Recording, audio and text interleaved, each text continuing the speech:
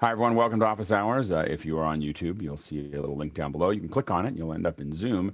Once you're in Zoom, you can click on that, the link that's in the chat, and you'll end up in Mukana, and Mukana is where you become one of the producers. You're actually guiding the show. You're driving the show with your questions, with your comments, with your votes on what we're going to talk about. So it's really important to try to make your way over there. Now, if you think you can answer the questions, you just need to be here by 6:40 a.m. Pacific Standard Time. And if you're not sure if you're ready, if you think you still might need some work, you're more than welcome to show up as early as 6. We talk about all kinds of stuff. We had a great. Keenan came on and showed his kit. He's got like the most advanced county response, I think, in the country. So anyway, so he was on earlier. So there's a lot of fun stuff that happens in the pre-show. But what it's really there for is for you to check your system and make sure that you're really ready to go. So definitely come in early if you'd like to test that out. The first hour is general discussion. Any questions that you have about media production, virtual production. Second hour is something specific that we've decided to talk about, for a little bit longer. Today, we're going to talk about the future of broadcast. We've talked about events, but where is it all going? Radio and TV and all these subscriptions. What are we going to do with all of this? And so we're going to brainstorm a little bit. Tomorrow, we're going to brainstorm again related to basically, how would we do Mad in the Kitchen in the cloud? So we're going to have a couple folks jump on, and we're going to talk about that a little bit.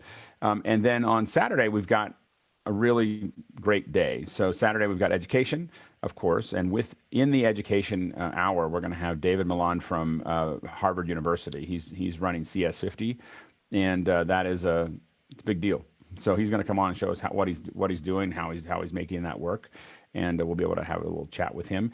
At 10 o'clock, we've got Nick Jushishin, who will be coming on and talking about metahumans. Nick's doing a lot of work in metahumans right now, so we're going to talk about that. Rick Markley will be here as well with him, and so the two of them will kind of lead the discussion related to that. And so we're pretty excited to have them from 10 to 11:30, and there'll probably be some time for us to lab. If you haven't requested access to metahumans, it's free.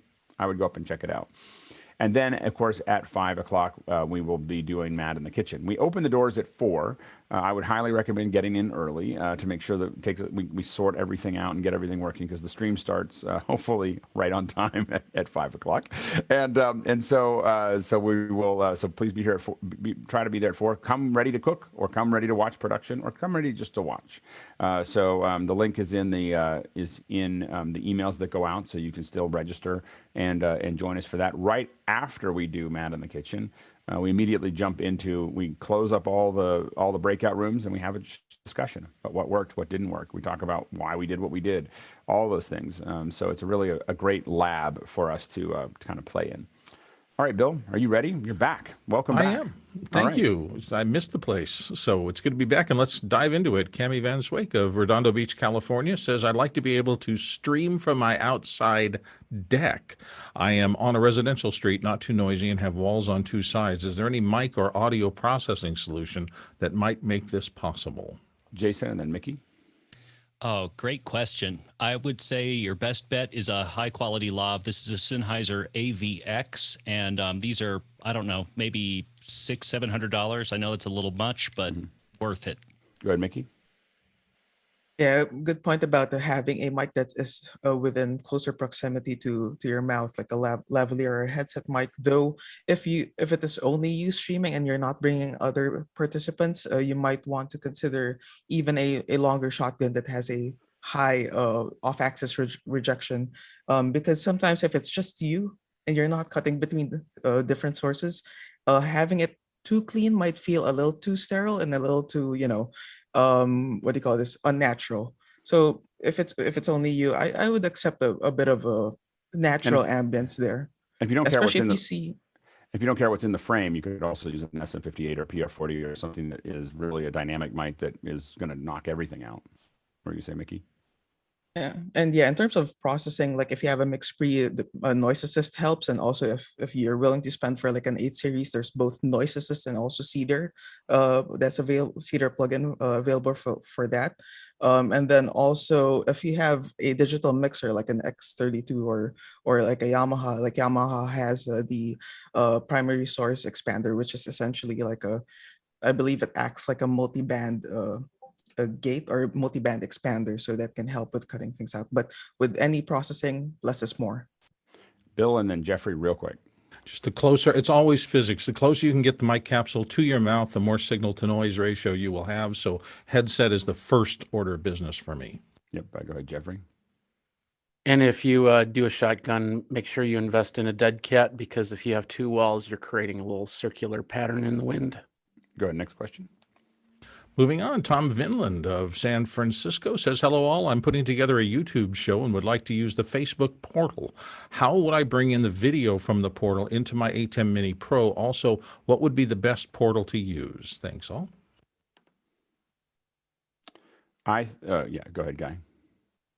It depends on which one you get. The 8-inch does not have an HDMI out. The 10-inch does. So you're looking really at the 10-inch, the Portal Plus, which the Portal Plus will then track you. So I'd probably get that one. Or on sale right now is the Portal TV, which a couple of people here have picked up for like $120, I think, right now. So that's probably the one I'd get. And yeah, it's HDMI out, and then it has the tracking. So that's the Portal TV is the only one you'd be able to get into your ATEM, right? I mean, that's the only one that would go out. You can use the 10-inch and the Portal Plus. You need a USB-C to HDMI adapter. Right. And we don't know of any way to get an external mic into a portal, right, at the moment. No, it's just the top and the bottom. I've been able to hook up Bluetooth for speakers, but not for a microphone. Got it. Next question. TJ Asher, our own friend here in the panel most days, says, Minneapolis, Minnesota, please give me some specific recommendations for spinning hard drives for my new 8-base Synology box. Go ahead, Mickey, and then Chris, Yeah, and then Jason. I've been using a Seagate Iron Wolf drives on my Synology boxes for the past maybe 4 or 5 years. Pretty happy with them. Go ahead, Chris. No matter what drive you pick, somebody will say they love them and somebody will say they hate them. Go ahead. It is. Jason.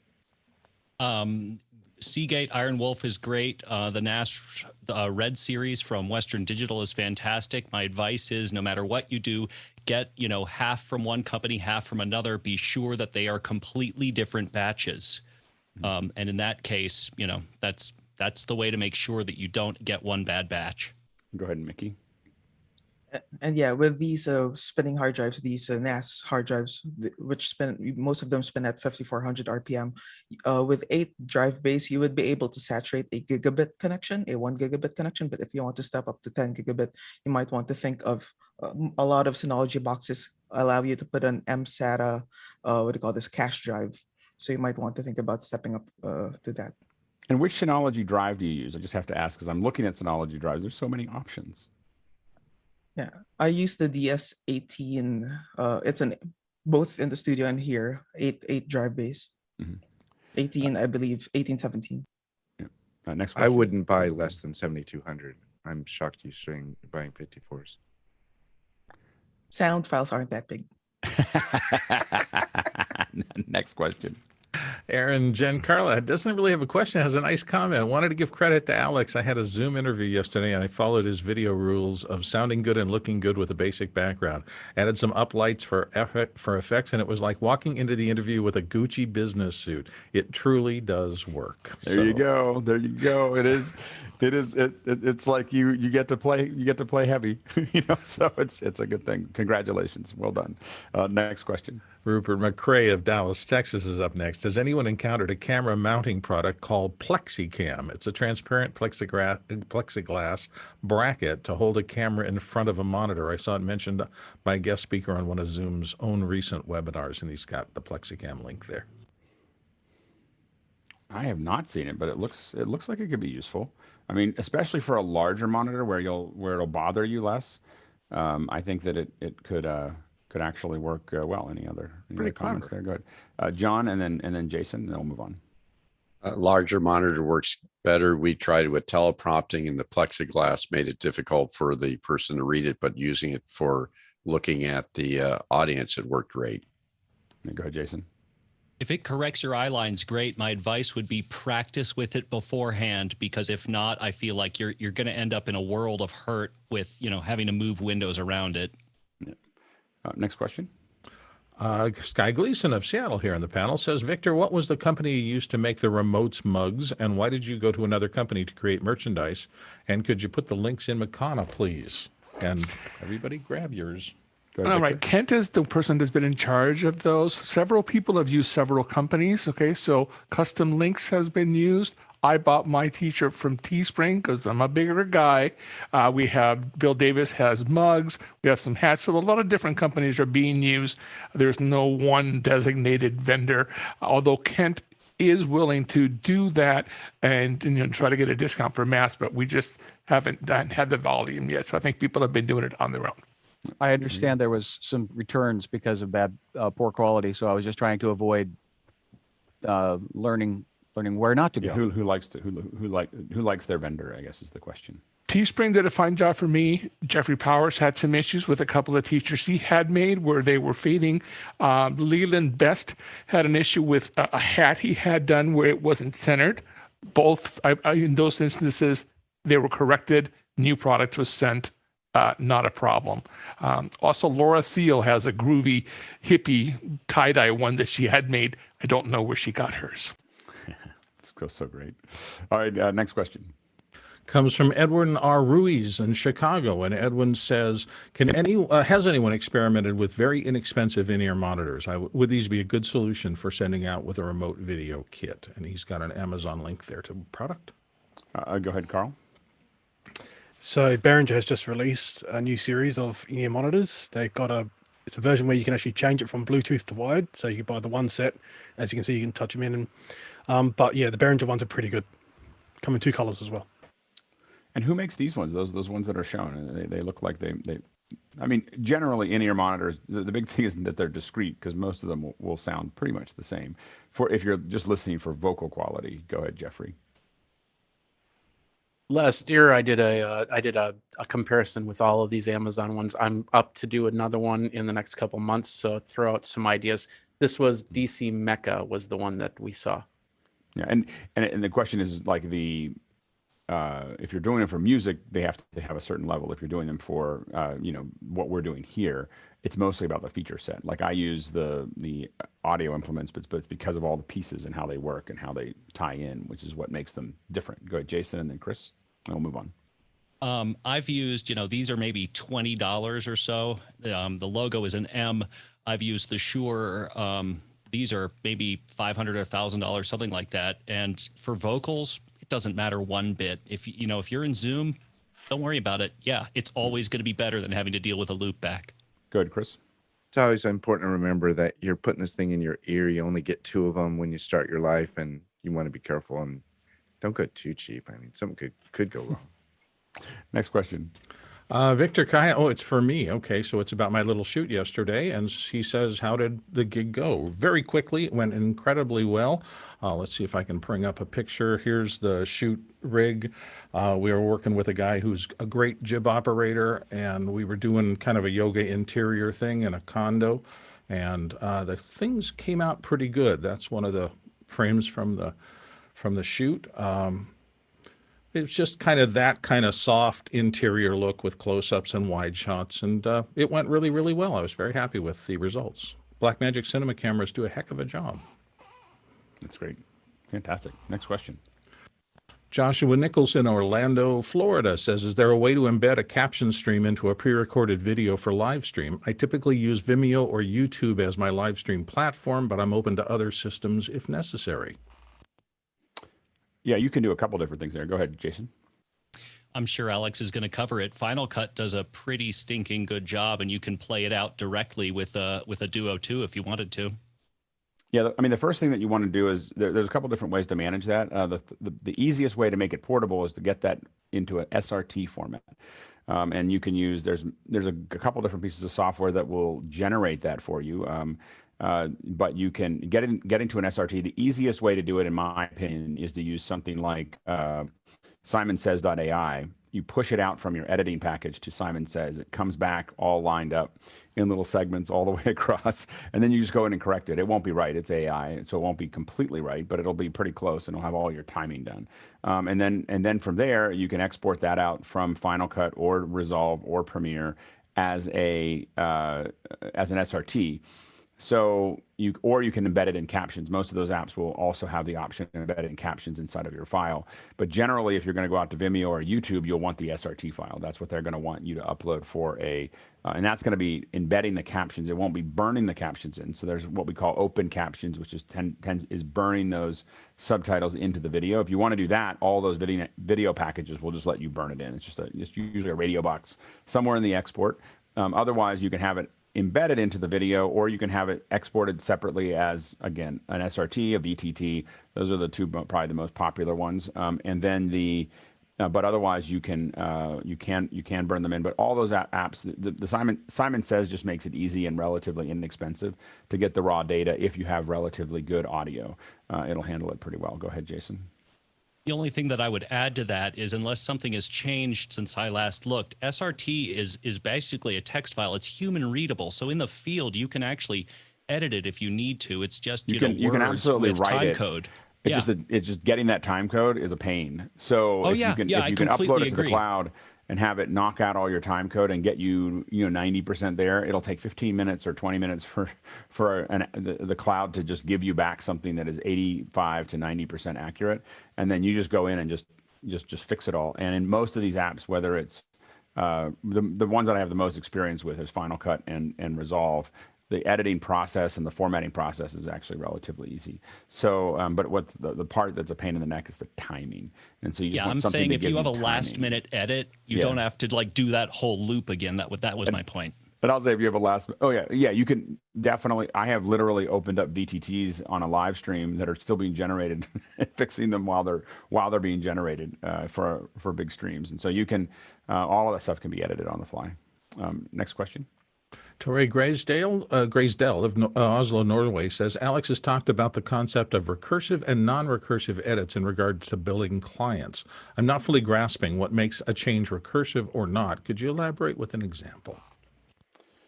Yeah, so basically, what we're trying to define for people is that they can't go back and add something that they didn't. We put it in the contract.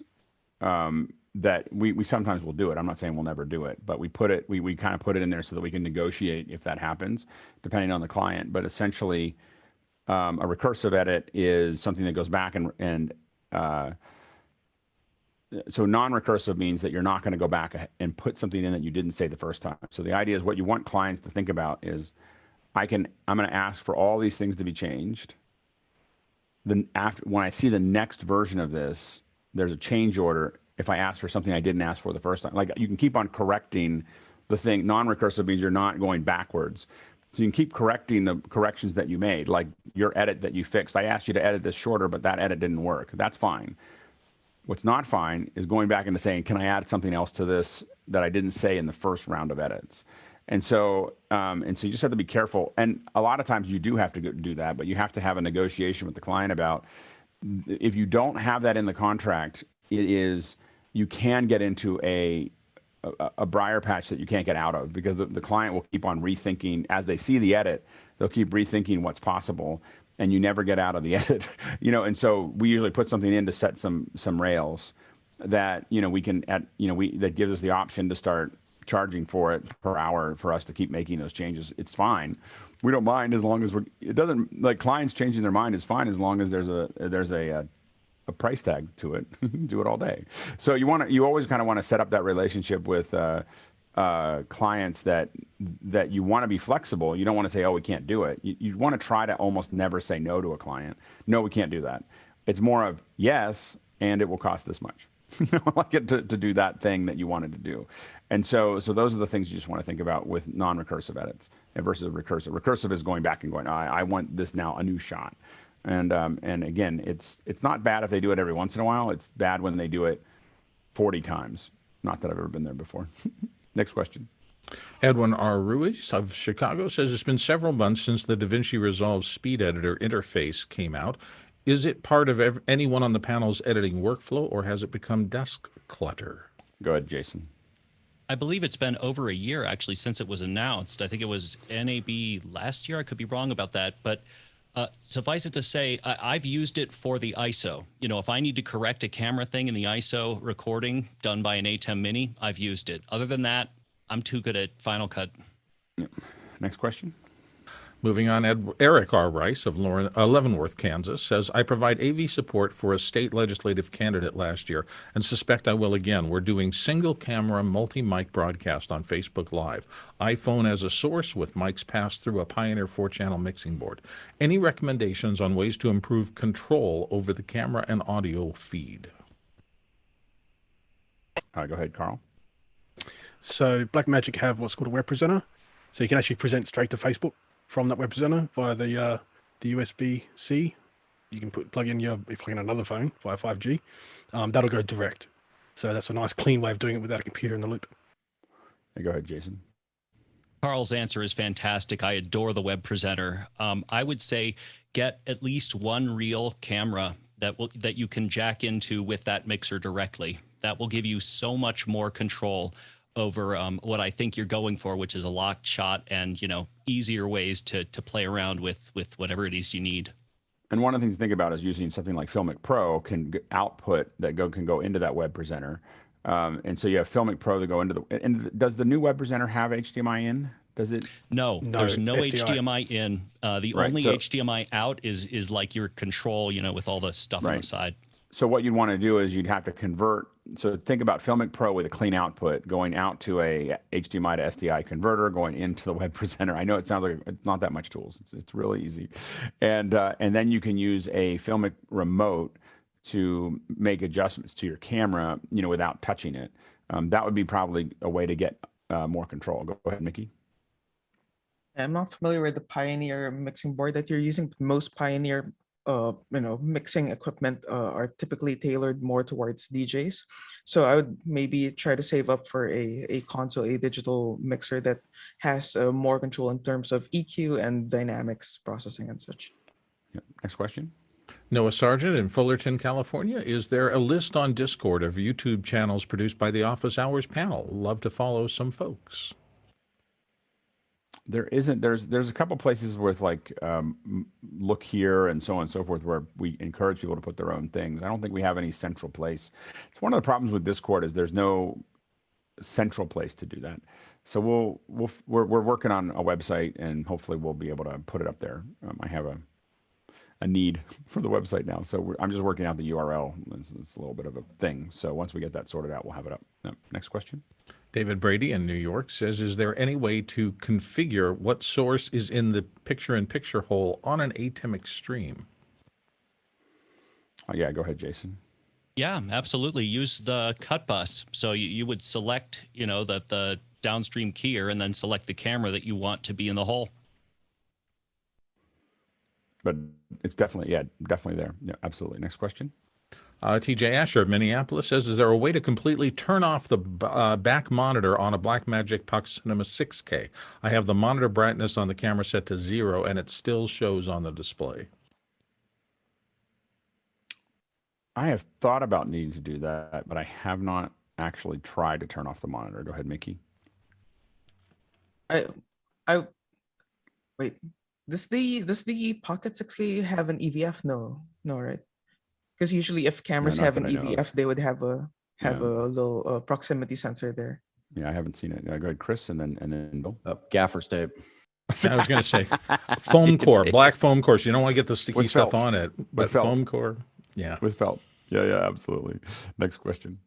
Noah Sargent of Fullerton, California says, has anyone seen technology that scans a physical space and translates this into a virtual space in real time? Not just a 360 camera, but maybe a multi-point LiDAR scanner. Well, LiDAR scanners will do that. It is, it's not quite real time, but it's pretty close. So it depends on how much money you want to spend. So the LiDAR that I'm playing with my iPhone right now that I'm happiest with is PlexiCam. So I was using Room Scan, which is what Sky is showing there. PlexiCam, I think, is getting me a slightly better result. So I've been kind of moving to PlexiCam. to do a lot of the stuff that I'm doing there. Yep. Okay. So again, room scan was good. It's not keeping up with PolyCam. We're going to see a lot of changes in this market, but it's pretty good. It will not handle really large spaces. Your LiDAR is only going about 30 feet. So you're not going to, it really, and as you move around, the problem you'll have is that it's staying registered for where it is as you move is not 100% accurate. So you'll see these big cliffs that kind of show up in your scan. But here's here's a kind of a shot of pulling that together, and it does a pretty good job. And which one is this one? I don't even know who's showing this. I can't see. It's Guy. This is mine. It's the PolyCam. PolyCam. Yeah. And so it grabs onto it, and I will tell you, in environments that are like rocks, it's unbelievable. Like PolyCam is unbelievable. And one thing you're going to notice once you finish the PolyCam scan is that it will show you where all the photos are that it took for, I think, texture maps. It'll show you like a little path. That's the beginning of using photogrammetry, which I don't think PolyCam's using yet. But I think that they're going to get to a point where they're able to snap photos and then really refine what you're able to do there. Now, once you go to it, see guys, I think they'll show the camera path there. But the one that is, the next step up from that, there's not really a lot of jumps. The next step up is $18,000 for a BLK 360 from Leica. And so the BLK 360 is kind of, you set it in the center of the room, it'll capture everything. It'll be really accurate. You can add multiple points, and it will grab an enormous amount of data from the scene. The next step up from there is a Faro 350, and the next step up from there is a ZNF. At ZNF, you're at $80,000. Faro 350 is about $45,000. BLK is 18,000, and the iPhone is about 1,000. those are the LiDAR solutions at the moment. All right, next question. Jason Beish here on the panel from Albuquerque, New Mexico says, if my sync is still correct at the end of the first hour, ask me how I fixed it. If it's not, ask me how much equipment I now need to isolate and check separately until this bug is fixed. Go ahead, Jason. Let's give it a shot. All right, so let's see. It's pretty close. Talk a little bit. Clapping is not very accurate. You don't need the clapping. Clapping is not accurate. It's not. Oh, okay. We just do the clap. Just so you know, as a streaming person, I do the clapping on stage to make the stage crew like I did what they expect, but I just ignored that altogether. So very good. Yeah. So the it's not a useful term. It's not useful to do that because you can't get better than plus or minus about 60 milliseconds, which on a stage is fine, but for what we need to do, we need plus or minus 15. So to do that, you need to talk or measure it. So go ahead and talk. Say words with P. All right. So I'll explain what I think was going on, and it was because I reviewed the camera footage when it was really, really bad. And what I found was that the embedder that I had was off because the Aphex channel had a word clock. Now, word clock is incompatible with tri-sync burst. So the issue is that the Teranex embedder has a sample rate converter that I initially turned off and left off because in the manual it said this is almost never used. Can you say a couple words with P's? Yes, Peter Piper picked a peck of Teranex embedders. How does that look? It's jumping around a little bit. I'd say your audio is probably 30 to 60 milliseconds ahead of your video. So you probably delay it a little bit more and you probably be a little further on. All right. Well, suffice it to say, sample rate converter, at least it's not horrible. Yeah. No, it's not. It hasn't drifted, so it's just a little off. But you're getting much closer. Yep. Next question. Ryan Root of Cookeville, Tennessee, is working with an M1 Mac Mini and is pretty still new to Mac OS, but he's wondering if there's good software solutions for audio chain or working with only a cheap USB to XLR mic. And he's got the link there to the mic he's go ahead, Jeffrey. testing. So earlier in the show, I showed off using this to show that Pile doesn't always make the best microphones. It's a little retro style microphone. I wanted to see if it worked. It was under $50. And let's put it this way. I tried to polish the dirt and it was still dirt. It's hard. There is, I think we found a couple of mics that work well, that are inexpensive. The ones that seem to work the best are the Pile and the Pulsons as far as quality at the lowest rate at $15, $20, $25. I think we as a group have inadvertently push the cost of those up because we buy so many of them. But the but there are definitely things under $100 that can be done. Go ahead, Mickey. Yeah, well, a software solution would be like you can use something like audio hijack, which is running here. Of course, depending on exactly what processing you want to do. I wouldn't trust it for some things, but for simple EQ and dynamics, why not? And a reminder to the audience that it'll be really hard to get, we'll have to push really fast at the end of the hour to keep up with your questions. You're doing such a good job. Voting is now important. So voting on the questions that you want us to spend the most time on before we get kind of to the race condition is great. All right, next question. Patrick W. Huber in Poughkeepsie, New York says, what are some good live captioning solutions for a streamed event to YouTube? Well, there's good, and then there's really good. So, there are some AI solutions that can make this work, but what we typically use is EEGs. So for most of our live to YouTube, we'll use an EEG solution. This is a person that you are scheduling. Now, the EEG hardware, we use a EEG 492 is what we typically use in hardware. And that can either be connected, that can be connected basically via what's called iCap. And iCap will allow a captioner who has that ability to connect to the EEG, and they'll hear the audio and they can type in it. It literally ties right into it. You pass your SDI signal into the EEG. It inserts into the SDI, into the VANC data. It happens to be where your camera control goes for your Blackmagic camera. So do it after the switcher, not before the switcher, as you go into it. And that will insert the captions. And if you have an encoding system that most even software encoders can see that data coming in on the VANC data and can insert it into the stream. And that's what we call a 608, 708 insert. You can also in YouTube use the HTTP input. The HTTP input is a string that you will send to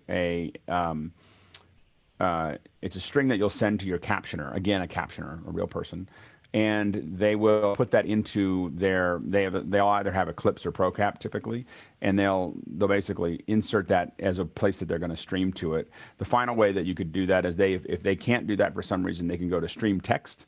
That's a web service, and they can stream to that, and then it can stream to many things, but it can stream to YouTube. All of them are going to, the more you add in the middle, the more garbled up it'll be. YouTube is probably the best at managing the input, but you can end up with a couple off characters here and there. The cool thing about the HTTP, by the way, is if you have the ability to add buffer to your stream, you can add buffer to your stream with an HTTP input, because the HTTP input isn't synced to the video, and you can pull your captions so that they match up to the voice precisely. So you add like typically depending on the captioner between 4 and 6 seconds to the buffer in your stream, and you can actually line everything up. So just something to think about. Next question. Noah Sargent, Fullerton, California. If in-person events and live shows ramp up, how will this affect office hours?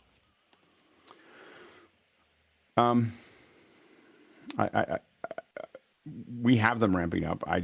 I'm on some long contracts, so I'm not as, there'll be definitely days you've seen in the past where I miss it. So I miss, and this, unfortunately the panel gets better and better at doing it without me. So I think that I miss very few because I enjoy it so much.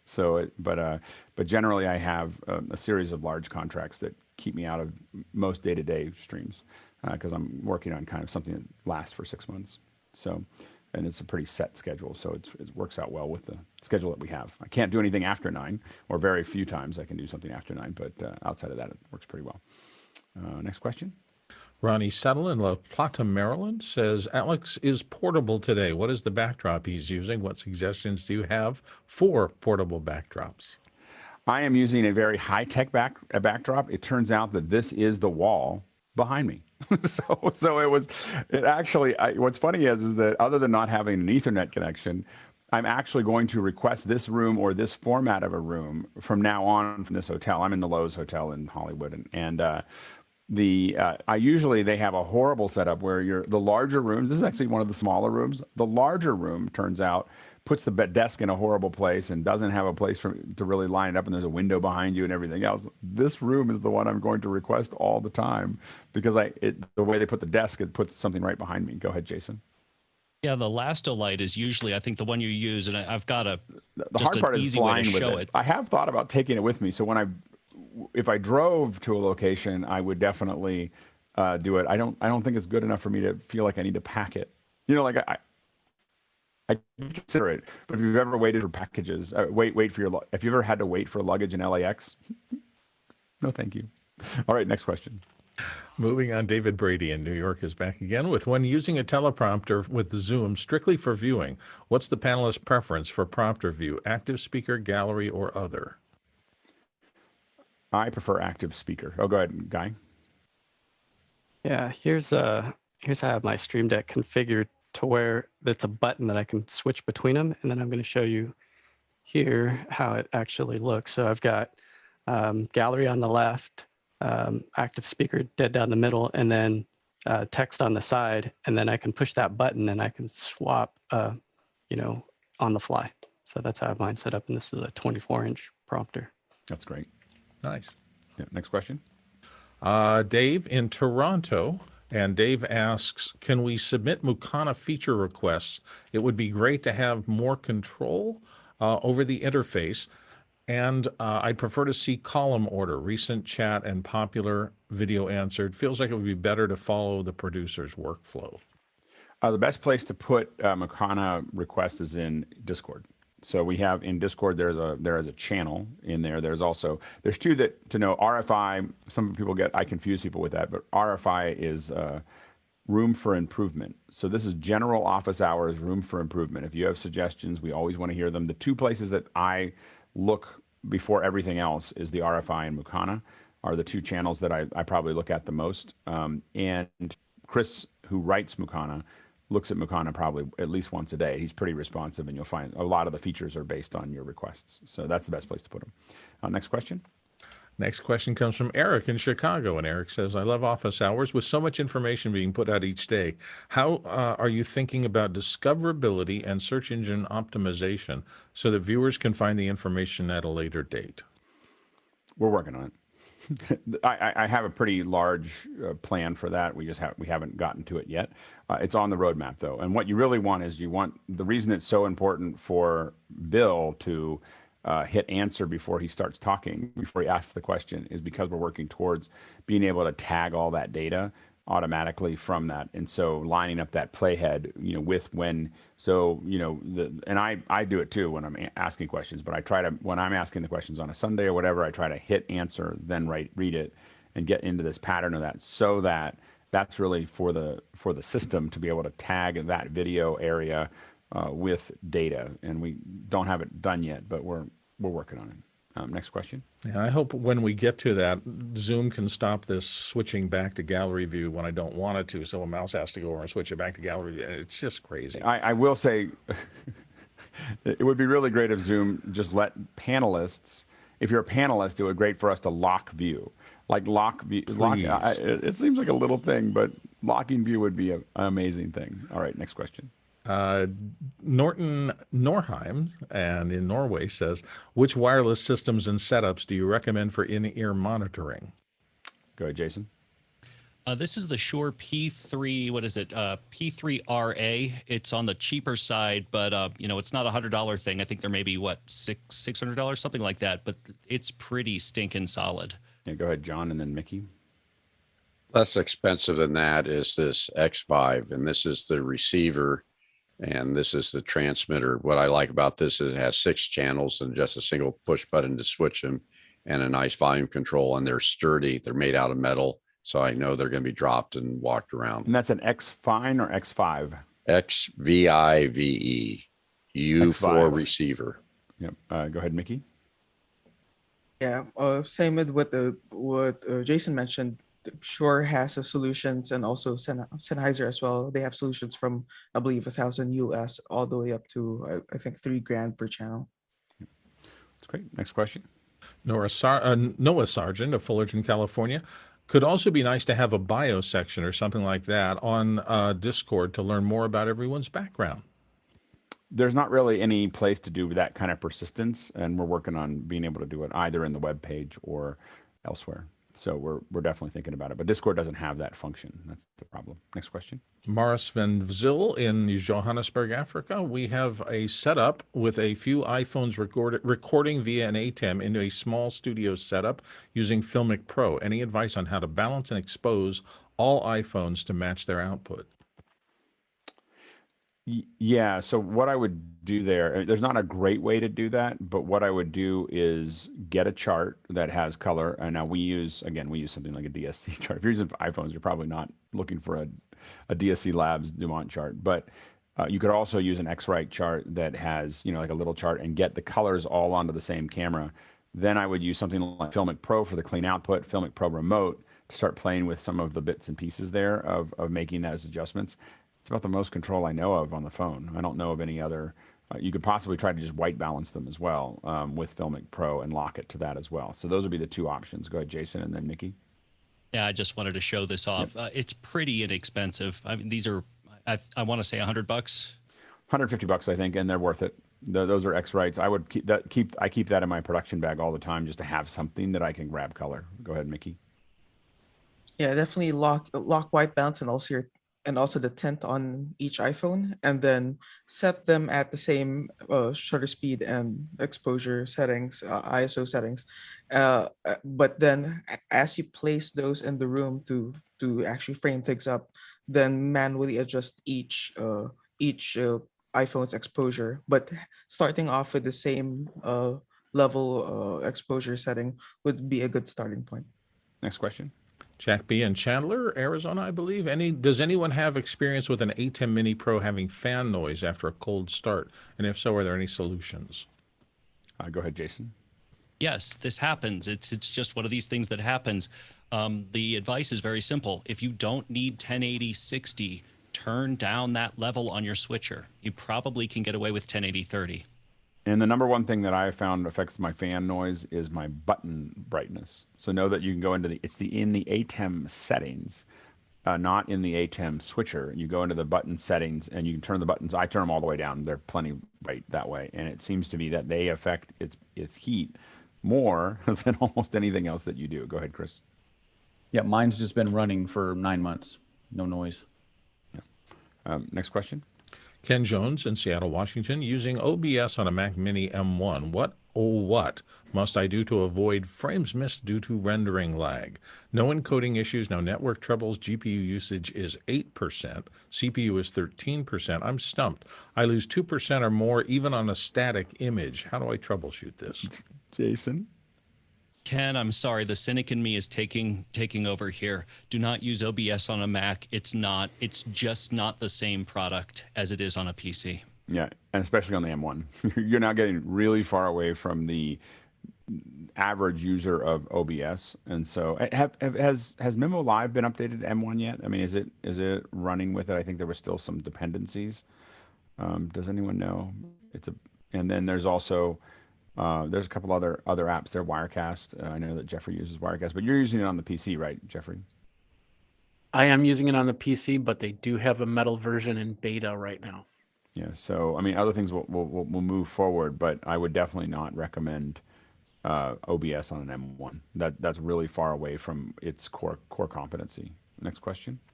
Roman Kirk in Kyiv, Ukraine says, do we have any chance to enhance and clean remote speakers' voices from Zoom, Skype, Teams, in vMix, or OBS Live? So far, separate computers, separate instances in AWS will get you separate audio feeds, but I don't know of any other clean way to do that. Go ahead, Mickey.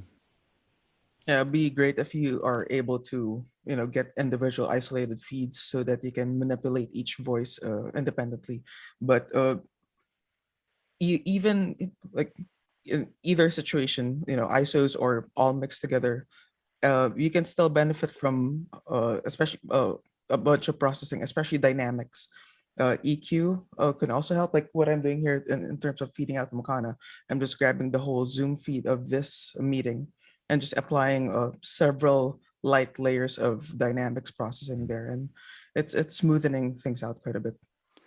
Yeah, and Zoom will record all those tracks. If you go into the recording settings, you can set it to record isolated tracks of each person. And so that is another option as far as getting that audio if you don't need it in real time. Next question. Rupert McCrae, Dallas, Texas. Has anyone seen the API integration platform called PipeDream? I saw it in the Zoom app marketplace. It seems to be a cloud-based API to API automation platform that allows you to listen for Zoom API events and trigger external actions when they happen. And he's got a couple of links there. Have not seen it, but hopefully maybe we can get someone like that to come on the show and talk about it. We'd love to see what that looks like. It looks fascinating. So yeah, let's discuss that. Next question. Comes from Jonas Dattel of Reutlingen, Germany. And he wants to have our thoughts on the M1 Mini getting 10 gigabit Ethernet port, getting a 10 gigabit Ethernet port. Go ahead, Jason. That's fantastic. The alternative is you can use OWC. I believe they've got at least one dock. The pro level dock will give you exactly the same thing straight away. Go ahead, Mickey. It's promising, shows us what the Apple Silicon chips are capable of doing. And, a year from now, things should be a lot more exciting. Yeah, and a lot of people are using these minis in a server instance, because you can put two of them in a 1U. And so that's where it really makes a difference, is having that, and also for NASs. So those are the places that I think it'll have the largest impact, and it's very welcomed. I would probably look for that feature as I buy more Mac Minis, but I'm pretty saturated at the moment with M1s, so I probably won't be buying anytime soon. Next question.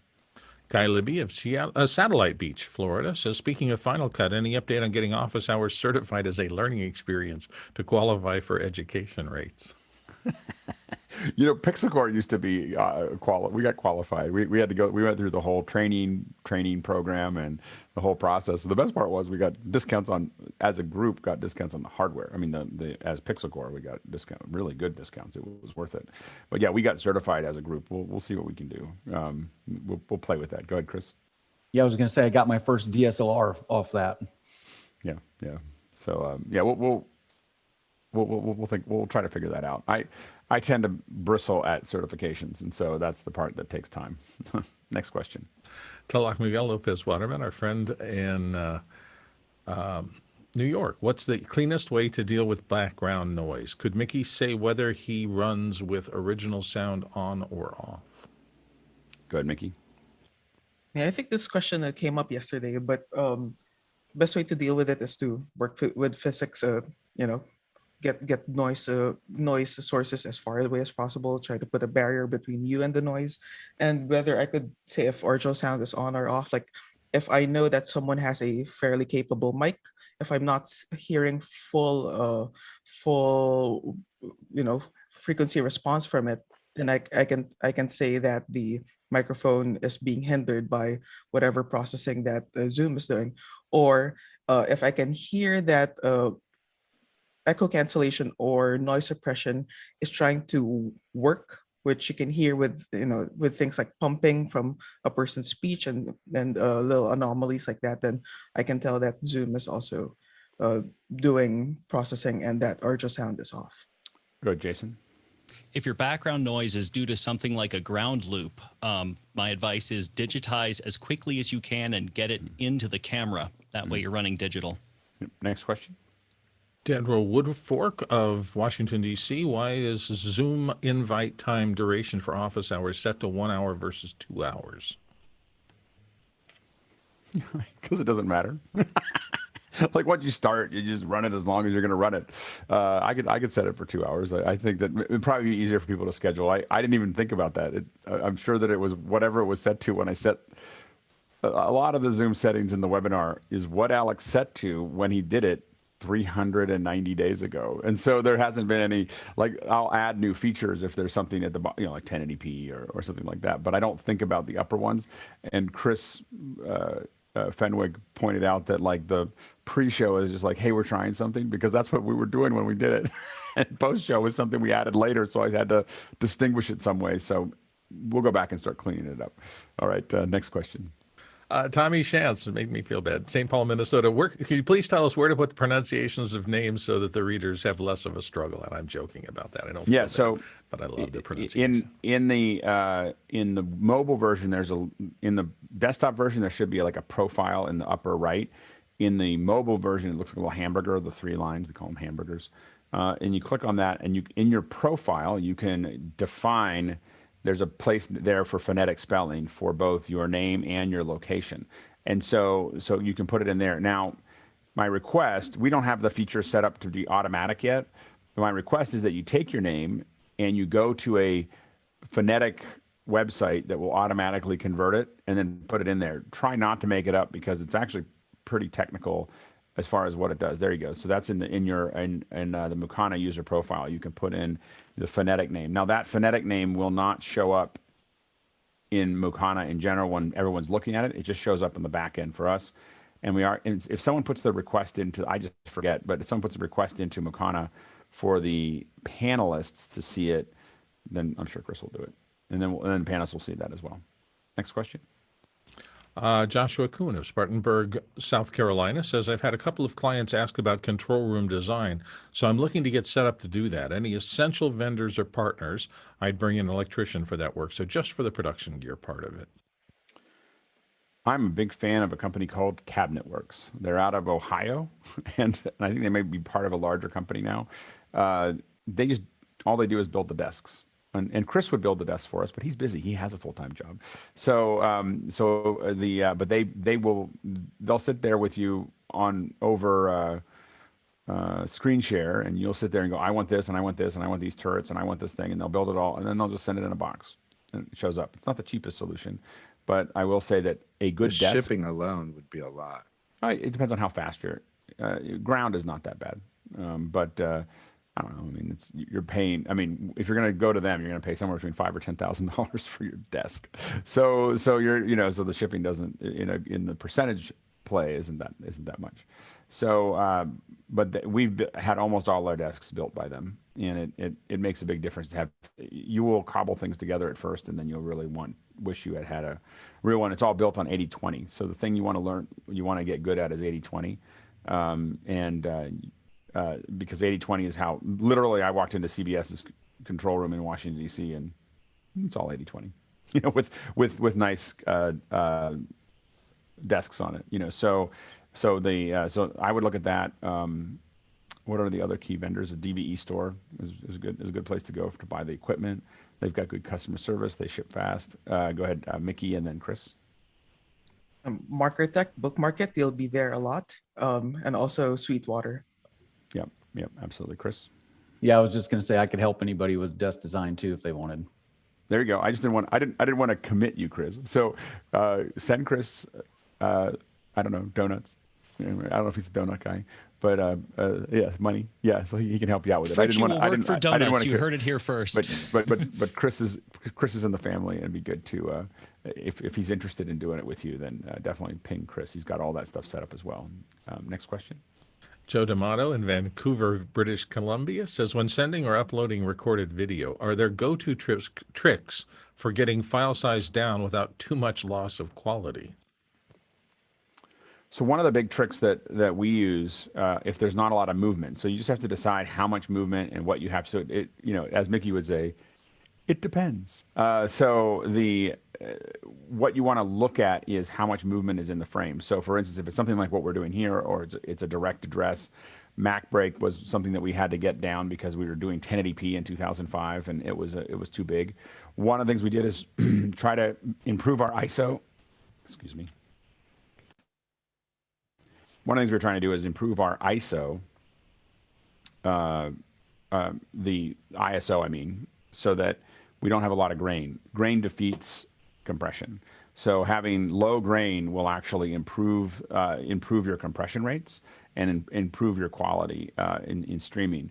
Another thing you can do is greatly increase your keyframes. So if there's not a lot of slow motion or slow movement, like pans and so on and so forth, you can put your keyframe up to like 200 frames, which means that there's B and P frames between, but you're not doing every 30 frames or every 60 frames. But by increasing that, you'll greatly reduce the size of the image.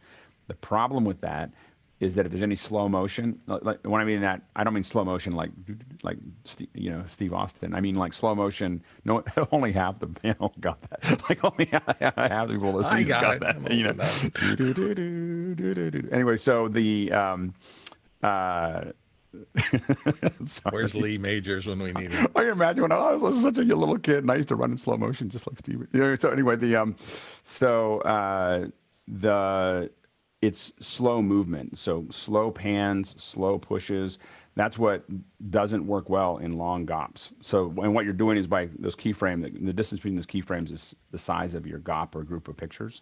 And so by increasing that, you'll greatly increase your, and they'll still drop new keyframes if you cut. So if you're editing, it doesn't matter because it'll always drop a new keyframe on an edit. But if you do it slowly, it won't know. It'll sneak up on the GOP and it'll start, falling apart. So those are some of the things that you can do to improve your compression rates. So don't use red.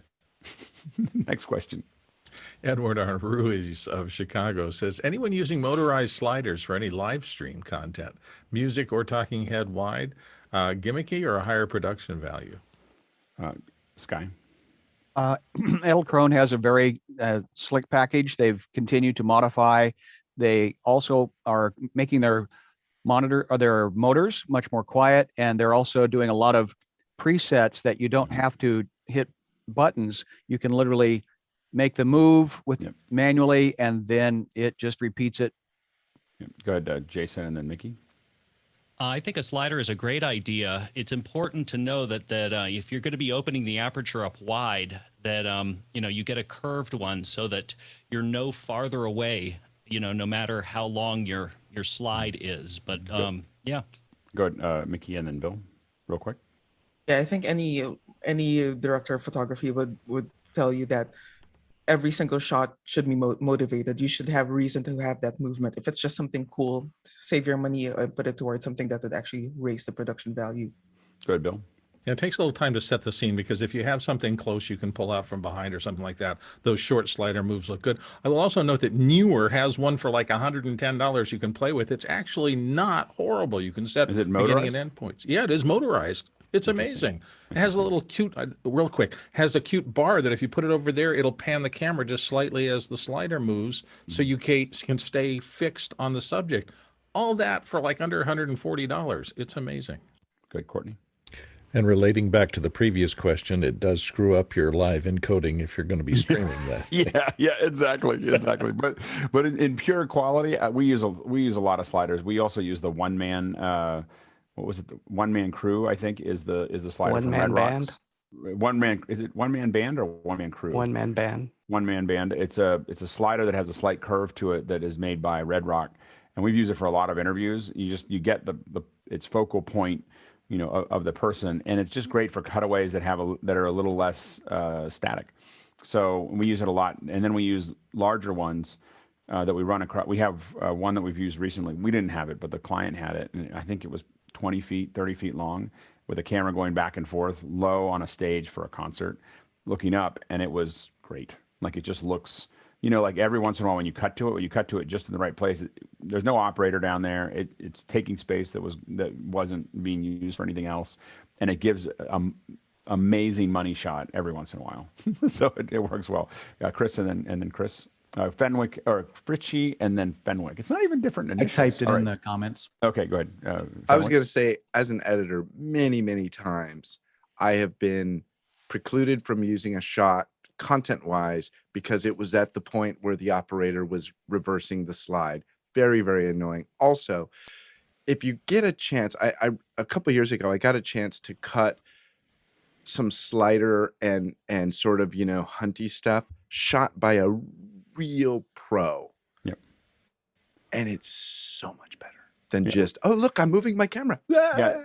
I mean, it's just if you have the crew, you always want to put a person there. If you don't have a crew, it's not bad to have something moving. And a lot of times when we use the slider, we have another camera right over top of it that's static to handle what Chris's problem is that we get a nicely framed side shot that we can use. And then the slider going back and forth, which is still less expensive than having, you may not have enough space, you may not have enough money, you may not be able to find the right people where you are. The slider does help when you get it right, but you still want to have another shot you can cut away to. Go ahead, Carl, and then because you didn't put any price in there, if you're renting one, you can get a Techno Dolly and make sure you rent an operator as well. Hey, if you're renting one, you can get a motorized precision arm, and it's only $4,000 a day, just in case you're wondering. And now you have 3 axes. I mean, you're not even sliding back and forth. You just move it to wherever you need it to go. Go ahead, Bill. And I was wrong about the price. It's $250 for the slider. We also got one of their little tiny micro jibs, which was $150, just to visualize. This was pre-visualization. What is for a the shoot. micro jib for? Like It's a like little tiny toothpick? carbon fiber jib that Newer makes, and you can put an iPhone on it and just get you a very simple little idea of high to low angles and use that for storyboarding or for previs. That's what we did, and it was really cool. So the jib was $150. The slider rig from Newer was $250. So for $400, we had really nice animatics and storyboards for the shoot ahead of going out there. Next question. And clicking the button, Ryan Brecker says, in Virginia, says, my NewTek VS4000 dropped all of our Dante return audio feeds in the middle of our last live gig. I had to throw in a video to reboot the VS unit to recover. Any suggestions on a similar unit to replace the VS, or general suggestions to troubleshoot this issue? Skype is awful. I know. All right, go ahead, Jason. And assuming Mickey doesn't have a better idea, I would say that the bandwidth on your switch is saturated, and it actually just kind of partially crashed the switch. The Dante implementation of the talk shows is very poor. It has been poor for a long time. We see drift, we see drops, we see breakdown because you're not using it the way most people use it. The most stable input into the talk show is embedded into the SDI. That is what it's built to do. If you embed your returns all into the SDI inputs as they go back, you will always have stable video. If you do anything other than embedded SDI, you are outside of its normal use pattern. The analog will work better as well. So doing all of your embedding and management outside of the talk show will improve the situation. We gave up on using Dante on the talk. I had at one time I had 5 talk shows, and we gave up using the Dante after lots of discussions, weeks of working with NewTek's crew to do testing and feedback. We finally were like, this is not something that's actually going to ever work. So that's our opinion about it, is get all your embedding and de-embedding outside of the talk show. The other thing to know is that the talk show's latency is much higher than the TriCaster. So we actually started moving away from talk show when we really needed the low latency to occur. We find that the latency is 350 milliseconds to 600 milliseconds on every leg off of the talk show, as opposed to 220 to 230 milliseconds. I don't care what they say on their website. But it's not minimal. It's horrible. So it's a minimal latency. Yeah, it's not. I don't know what it's optimized for. I don't know what optimized for it means to them. But what it means to me is less than 300 milliseconds. And we've never tested it at less than 300 milliseconds. Go ahead, Mickey. Do they have an actual Audinate chipset in it, or is it some sort of proprietary software? I personally think it's some kind of driver? software. I think they're using the DBS. So it's like they're not using a real chip. Definitely not. So it's really, but we've had it attached to a network that does have a real chip. It's attached to a Q. We have, it was part of our Dante network. It just doesn't manage it. It just is constantly sliding. So and trouble with it. I would not consider Dante a usable format on a talk show. I don't know if we moved to Zoom instead of talk shows. And we have not looked back. So it's if you can get the 1080p version of Zoom with a little bit of cajoling, it's way better than talk show ever was. If you're willing to use separate computers, it's a cool. Again, I own 5. It's not that I didn't. I bought into the talk show thing. It just was a disaster. Next question. And the last one in the regular column today, Pete in Seattle says, deep fakes. How best to set up a deep fake for audio for talent to fix audio in post? I don't know how far that's gotten in audio. I mean, audio you would think is simpler, but it's starting to move forward. Go ahead, Chris. One of the auto transcribe type companies, and I'm sorry, I can't remember which one, actually has a thing where once you've transcribed it, you can actually drop your cursor in, make a couple of things, and it'll generate an audio thing that you can fly into your edit and fix it. And Well, I but I think- apologize, I can't remember the name of it. But I think the deep fake is being able to recreate words. You know, like we've always had that thing. And that's what it's doing. Oh, it's recreating the word? Because it has listened to you talk for 30 or 60 minutes or whatever, you can actually type words and it'll go, oh, you okay. could literally put words into someone's mouth. That's great. It'll take away one of my great grumpy moments as an editor. I can't just make up words. Oh, well, maybe I can. Well, and the thing is, so before people get into conspiracy theories about all of this, let's just remember, because that all is there, but also remember that what we can do with that is fix things when we have a loud noise behind someone. So we have their voice, we have their mouth moving, we just don't have the audio for that. And so for a lot of us, being able to kind of clean that up is something that a lot of us wish we could do. Of course, it'll be used for all kinds of things, and that's the reality of things. You know, everything has a poor outcome as well as a good outcome, and so we, you know, and I think it's healthy for everyone to not trust anything that they look at or see. Like it's just it's a good safe place to be. Go ahead, Mickey, and then Chris. Yeah, I recall Adobe demonstrating something And everyone freaked similar out. three or 4 years ago, and yeah, People everyone just freaked flipped out, out. and they pulled it. Yeah, go ahead, Chris. Yeah, we are at that point of the fake helicopter video from The Running Man. Yeah. I mean, it's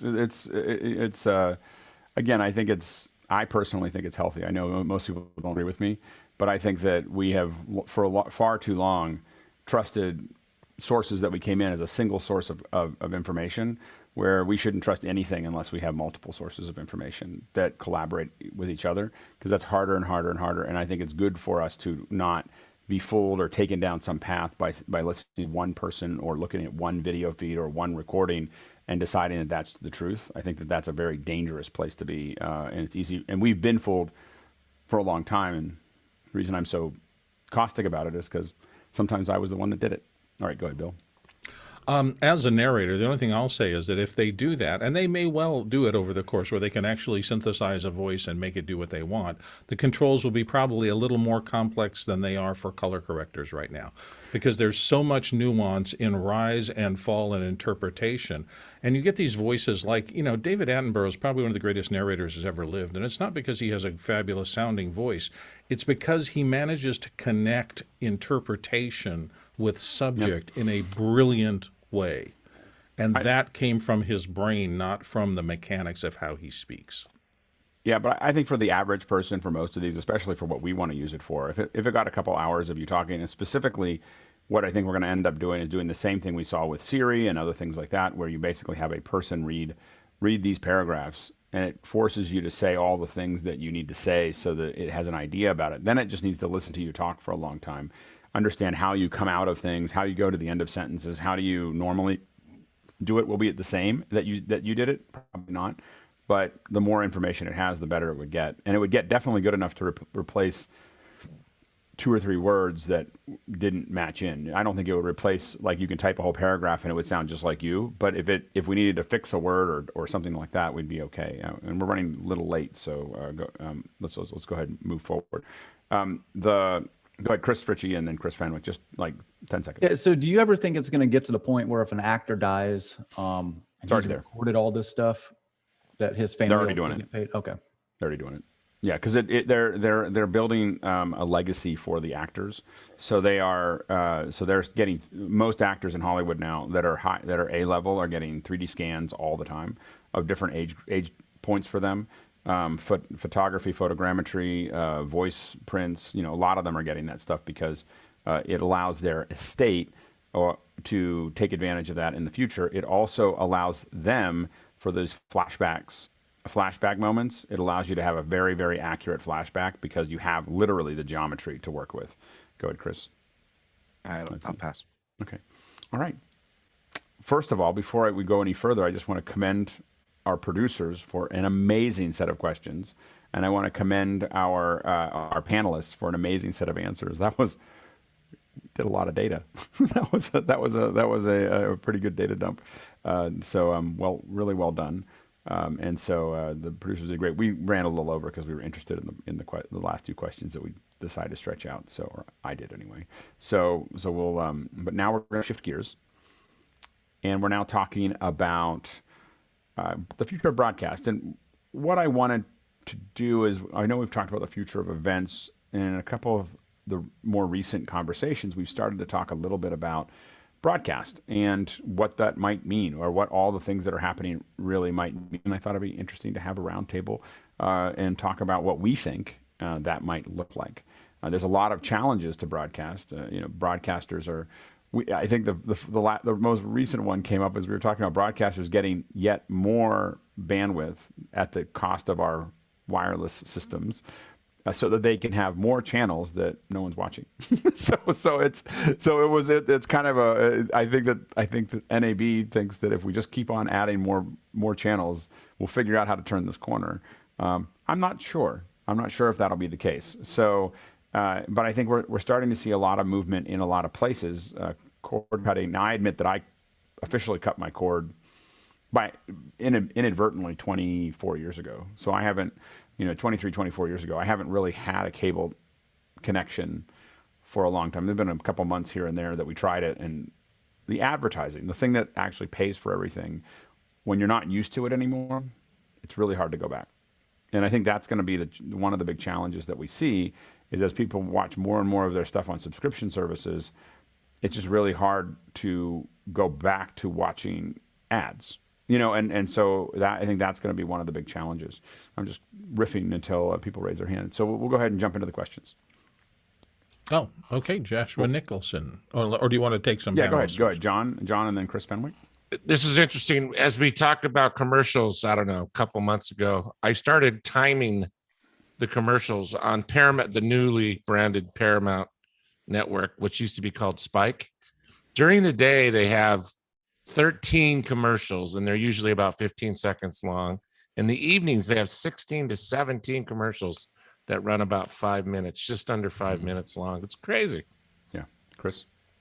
Yeah, I was going to say, in terms of like the broadcast television, I've had multiple discussions over the years, especially when it comes to editorial, about people saying, well, like Final Cut, it's not broad. It's like, who cares about that? Like, right. And I started my career just doing television, long before I even owned a computer, and which is kind of weird to think about. I say that to kids that are like, I don't understand, how could you make a video without a computer? Well, yeah, exactly. That's what we did. Yeah, but exactly.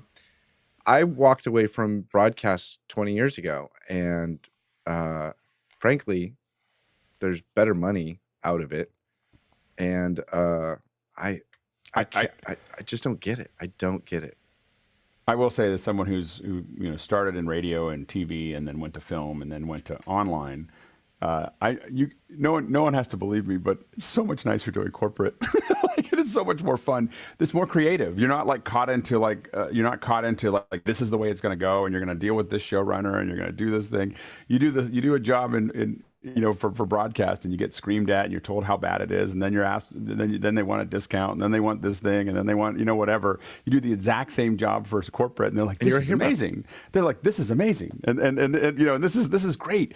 And then we do this, and then we have all the money in the world because we're not trying to break, to do something. It's so much more fun. Go at Sky and then Bill. Well, again, because corporate, the product is something else, is an airplane, right. is a coffee bean, and the product in the entertainment business is the story, and right. Consequently, the change of delivery is when we saw the big change was when cable came along. They were no longer beholden to corporate sponsors. Corporate sponsors are the ones that paid for us. So free TV is not free. We pay with the time that we have to sit through those right. hours right. of commercials in the show. So that's the conversation I'd love to have, is follow the money, because the people in Hollywood would love to be doing what cable people are doing, and they're very jealous of what cable people are doing, but they're restricted by the paranoia of the corporate sponsor. Well, I think that at this point, though, a lot of when we think about broadcast, a lot of it's changing because of subscriptions. I think that, and again, it's not that everyone is going to subscription. It's just that people with the most fluid amount of money are going to subscription, and that becomes a huge problem for advertisers when the folks who would have the most expendable cache are checking out. That becomes complicated. Bill?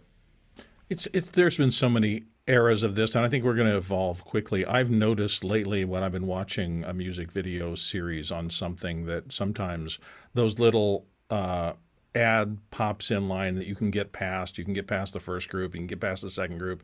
You are forced to watch the third group. It is more intrusive to me than the 20-minute block of programming and then a block of 11 to 15 commercials that the broadcast realm does. And it just tells me that the digital people are going that way too. I think this is, private capital built a kind of broadcasting system. Public capital, the internet, was designed through DARPA and the rest of that, built that system out. They've always been in conflict because of that.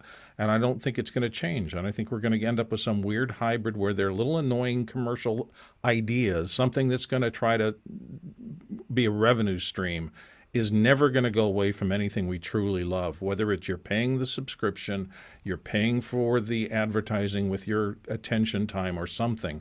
There's always going to be a revenue stream attached to being able to watch something that makes you happy. I just think that's the way it is. Good, Courtney? Well, so far everybody's been referring to broadcast as the type of media or type of content as opposed to, cable TV or independent production.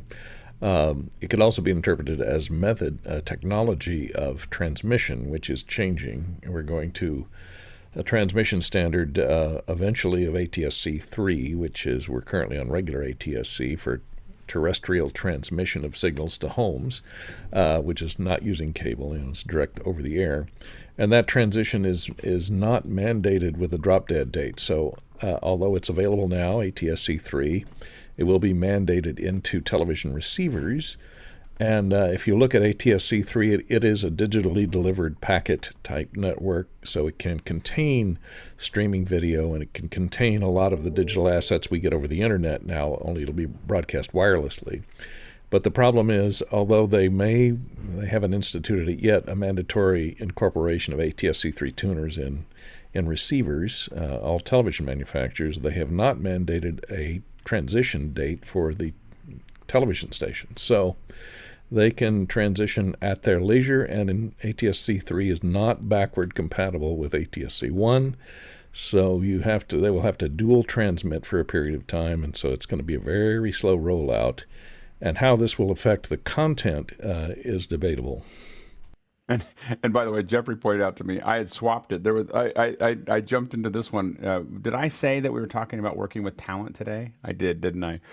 I swapped the weeks in my head. So I apologize. I apologize for that. We will do. If you're watching here and going, why are we talking about broadcast? In my schedule in the back end, in my numbers doc, I have two of them, and I swapped them, but I didn't. I swapped them in and put them in the email, but then didn't swap them in my head. We're going to continue to talk about the future of broadcast, and I apologize to people who watch this video later going, I really would have liked to have been there. Totally my fault. Anyway, but that was the confusion there. Go ahead, John.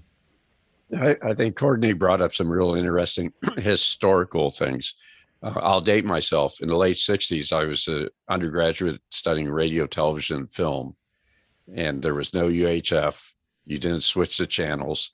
And we wanted things to be broadcast quality. I'm glad to say this many years later, almost everything has broadcast quality compared to what we put out in the 60s.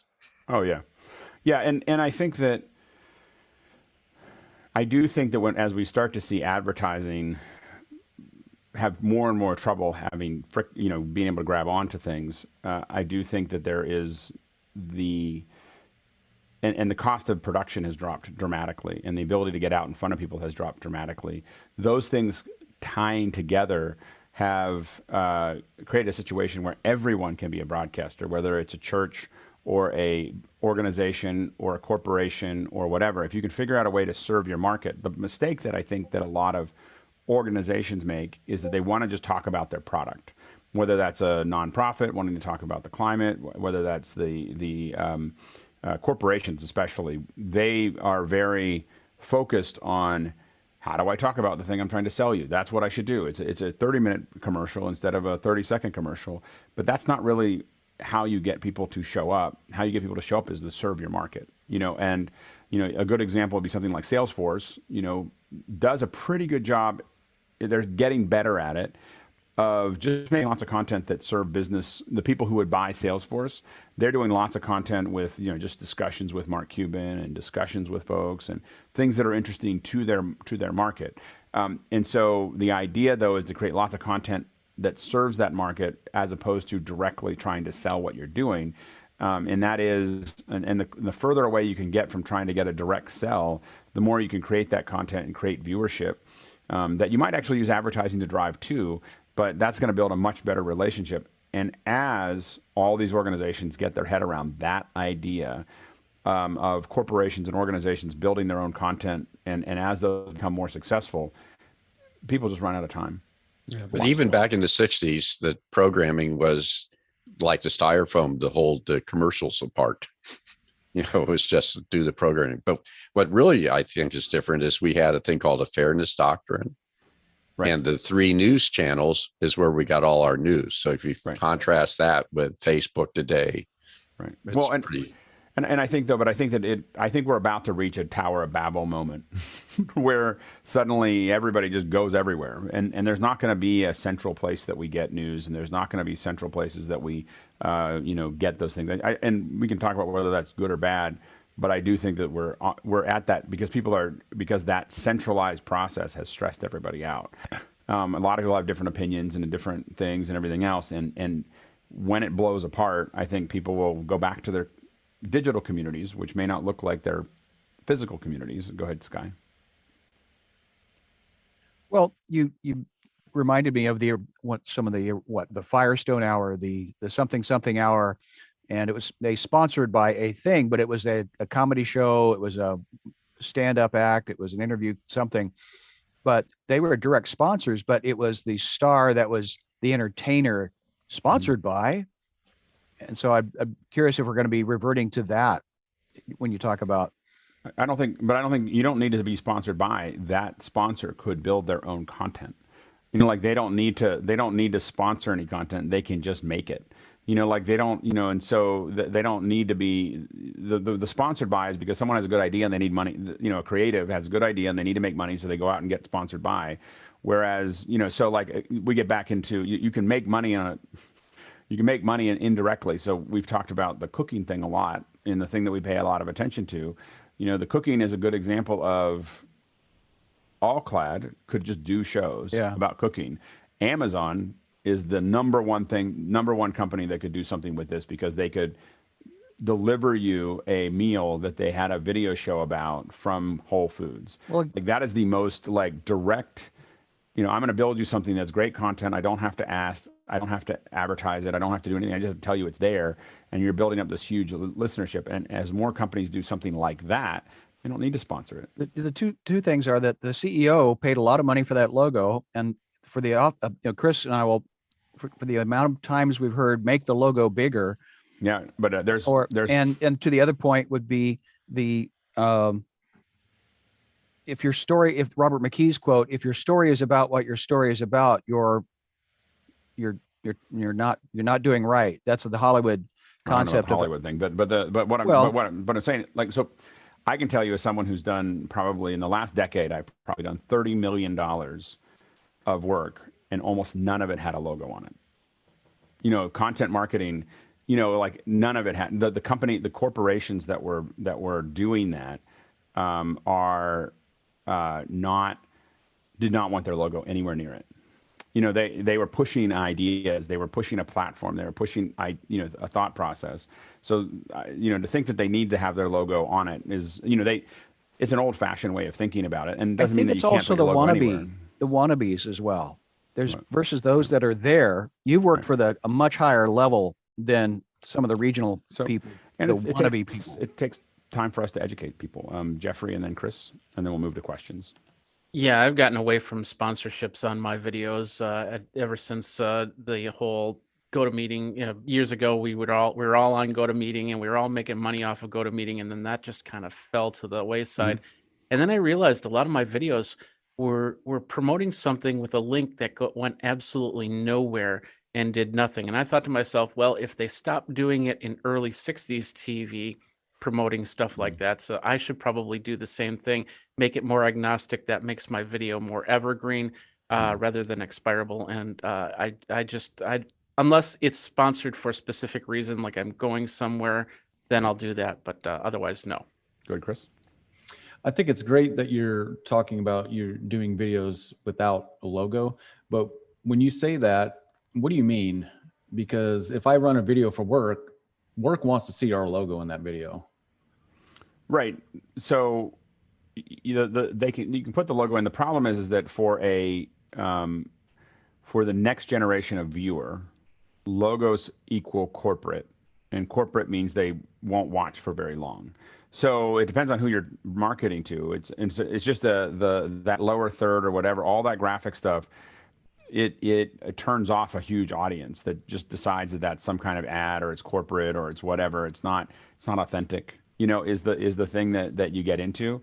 So like when when on the jobs that we did, for instance, in the White House, and those were largely, it was mentioned that this was a Google thing, or when we connect the space station, or when we do other things like that. Those were all. They were activations, and we were using Hangouts to do them, but Google was paying for that. And so we were using their platform, but they weren't, and we were doing it for them. It wasn't us up there promoting it. So those are a good example of, things that were done where they made it available, but they didn't put their logo on. And part of that is, for you, your company is paying you to do that. For large corporations, as soon as you turn the logo on, the marketing team shows up and they start complaining about the yellows, and they start complaining about the greens, and whether the frame made sense, and whether that and should be there. And so a lot of times they want ideas to move forward because it's beneficial to their overall business model, but them actually putting their logo on it brings in a layer of obstruction that makes it very hard for a large corporation to move. Bill, and then Courtney, and then Chris. Thankfully, and then I'm the marketing team. Yeah, exactly. But see, that's just it. That is a huge subject. So, you say that they aren't doing this. There are so many different levels of interest when you get into overall marketing, because is this spot for sales or for branding? And the two sides of a corporation will war. I mean, branding is, you see Coca-Cola and you feel a certain way about it, and that's why they do the Mean Joe Green kind of classic commercial where they try to emotionally attach you to the product. But then there's this weekend on Memorial Day, we are down to 3 12 packs for $2.99. That is pure sales, and that is designed to get more customer transactions. And there are an infinite number of stages between those that the people who are really serious about marketing and branding. And just very quickly, the last point is things like that color. I mean, that color of blue means something to people who buy Tiffany jewelry.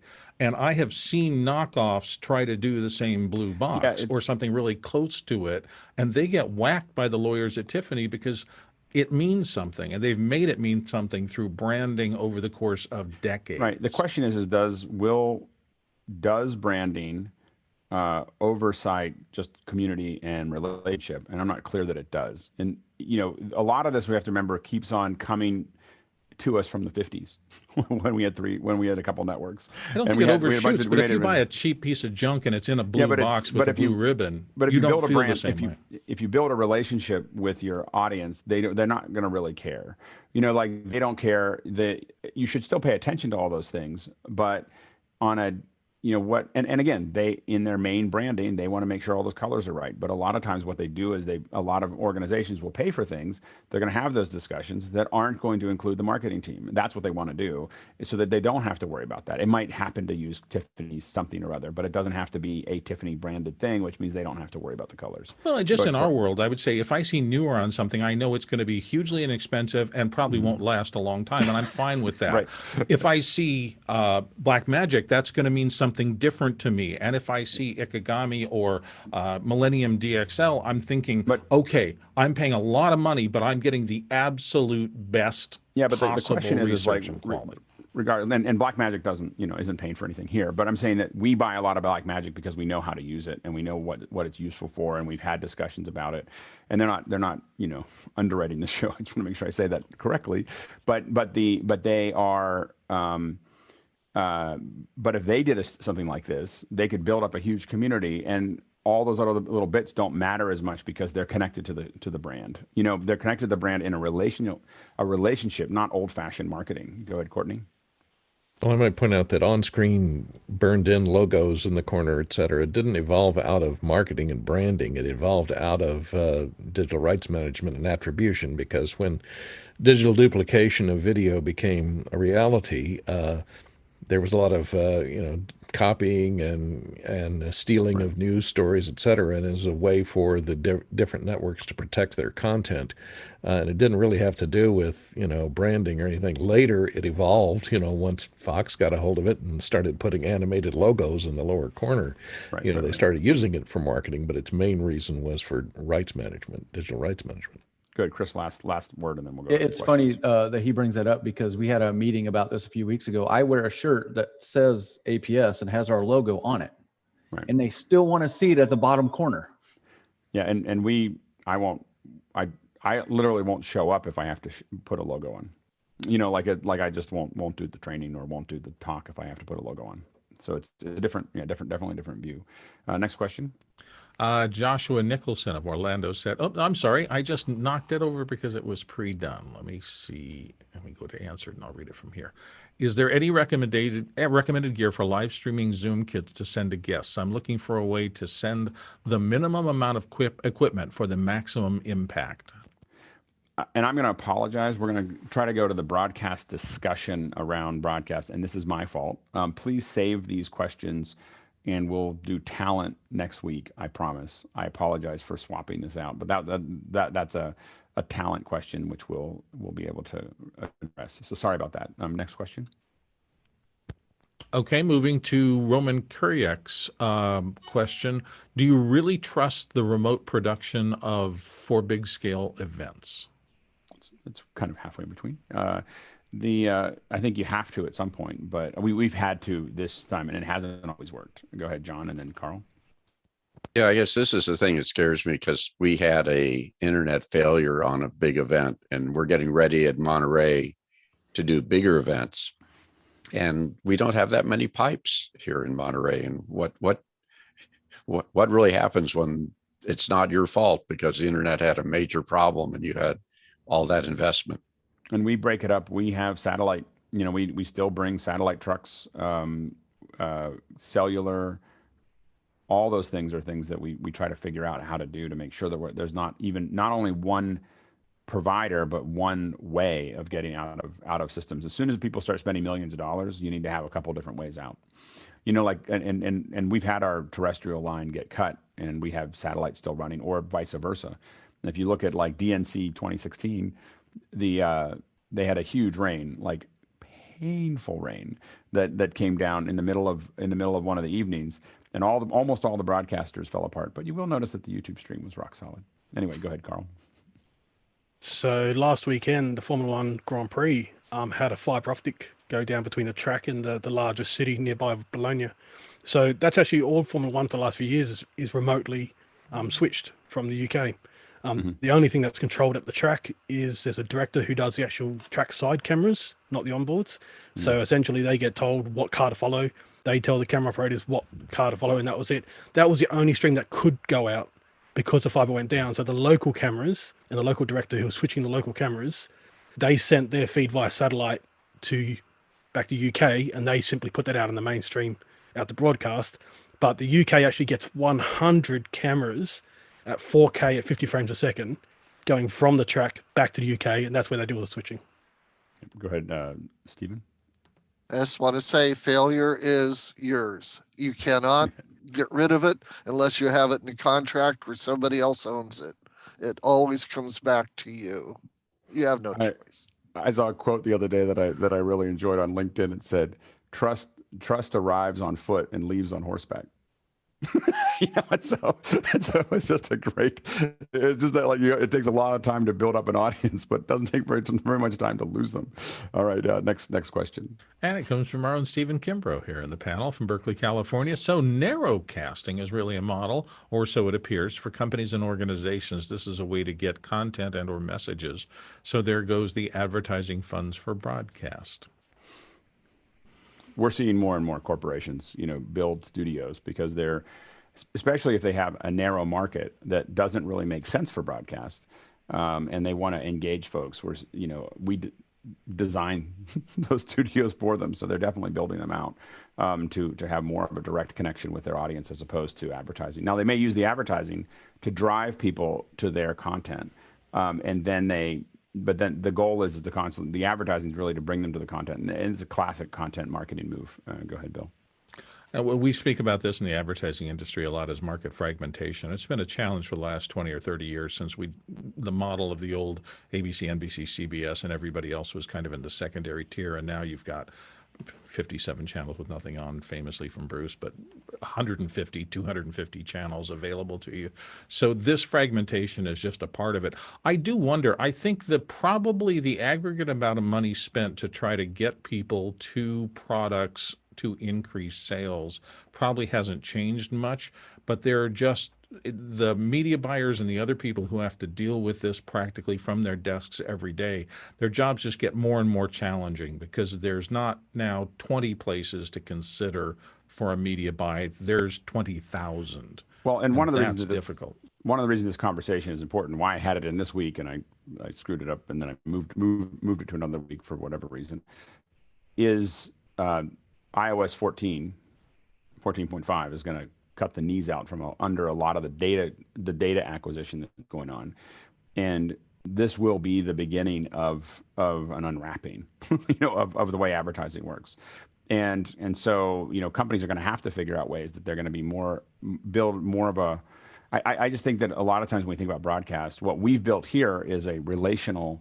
A relationship-based broadcast as opposed to a transactional-based broadcast. Transactional is I will give you something if you give, I'll give you content if you'll give me information or you'll watch this thing, and then I'll have your information, and then I'll try to get you to do a transaction, and that is the least efficient way to do it. But you can basically, scrape up a bunch of dirt and pull out diamonds if you just rip up half the hillside. There is another way to do that, and that is to actually build meaningful relationships with your audience by building content that they learn more about it. They learn, like I don't know any of the ins and outs of how this worked, but there is a lot of really good videos about the Breville Barista Pro, which I happened to buy. And why I bought it was because there was a bunch of great videos about how it works and how to use it and how to make it work. And there was a bunch of there were so many of them that I don't think that Breville that happened by accident. It was kind of like I was like, well, that was really, there was so many different influencers or coffee shops or other things that all were making these great breakdowns of how to grind your coffee and how to do the thing, that I understood how to use it, and then I moved down that path. Now I would just, if I was Breville, I would just make a show that was about making coffee and interview with baristas and do all this other stuff. And they're big enough they could do it for about everything. They could, and have Q&A, because right now I have lots of questions. Like, if I have this kind of bean, how long do I have to grind it? I have nowhere to ask that. So you have Reddit, but it's not the same. So I think that I spend a lot of time on Reddit learning how to use my cappuccino machine. Anyway, but I think that there is a lot of content that could be created that's very interactive with the audience, and these tools have made it so much easier to do it. And the other thing that we have found here is that the more interactive we are, the more just Q&A, the less production quality. We need clear video and clear audio, but what we don't need is all the graphics. We don't need all the sweepers. We don't need the big, sizzle reels and everything else. We just need good conversation that's interacting with folks. Let's go to the next question. Roman Kriak of Kyiv, Ukraine says, what do you think about native and non-native advertisement integration into participatory online streams? And what do you think about the possibility to sell goods right inside the same video player window? I think the number right now in China is $60 billion a year is being moved through live streams discussing products. And Amazon is we lost Jeffrey, but I know Jeffrey spends a little time on Amazon Live. I think that there's a lot of opportunity. A lot of people have been playing with it for years. We were doing tests for this almost 20 years ago. So the idea of being able to click on a shirt, there is the, I'm going to talk to you about the products and you can buy them. There's also Ron Popeil, master of it. Anyway, so I have one of his dehydrators. Anyway, I don't have it anymore, by the way. It's 20 years ago. But he was doing that. You know, all these pay-per-view shows were kind of like that. Go ahead, Bill. I just think it's going to be an interesting, this is the transition period, because I remember the first time that I went online on Google or something like that, and a friend of mine was had a new baby, so I wanted to buy him a gift. I clicked on onesies or something like that, and then for 2 months I got ads through Google and the rest of that for baby stuff. And they had obviously indicated, they saw my search pattern and they added that to the mix. Nowadays, though, with this hidden thing, and that's why I think the story you're talking about with Apple saying, no, we're going to make this an 100% opt-in things. My knee-jerk reaction was, great, that's fabulous. I want my privacy. I do not want anybody talking to me if I don't approve them in advance. Thank you, Apple.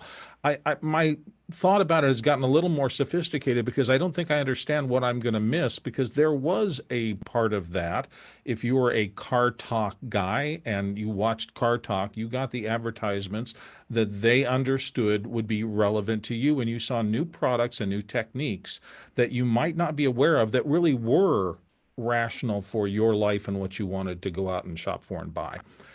I think we're going to have disruption here. We're going to get less noise, yes, and that's a great thing.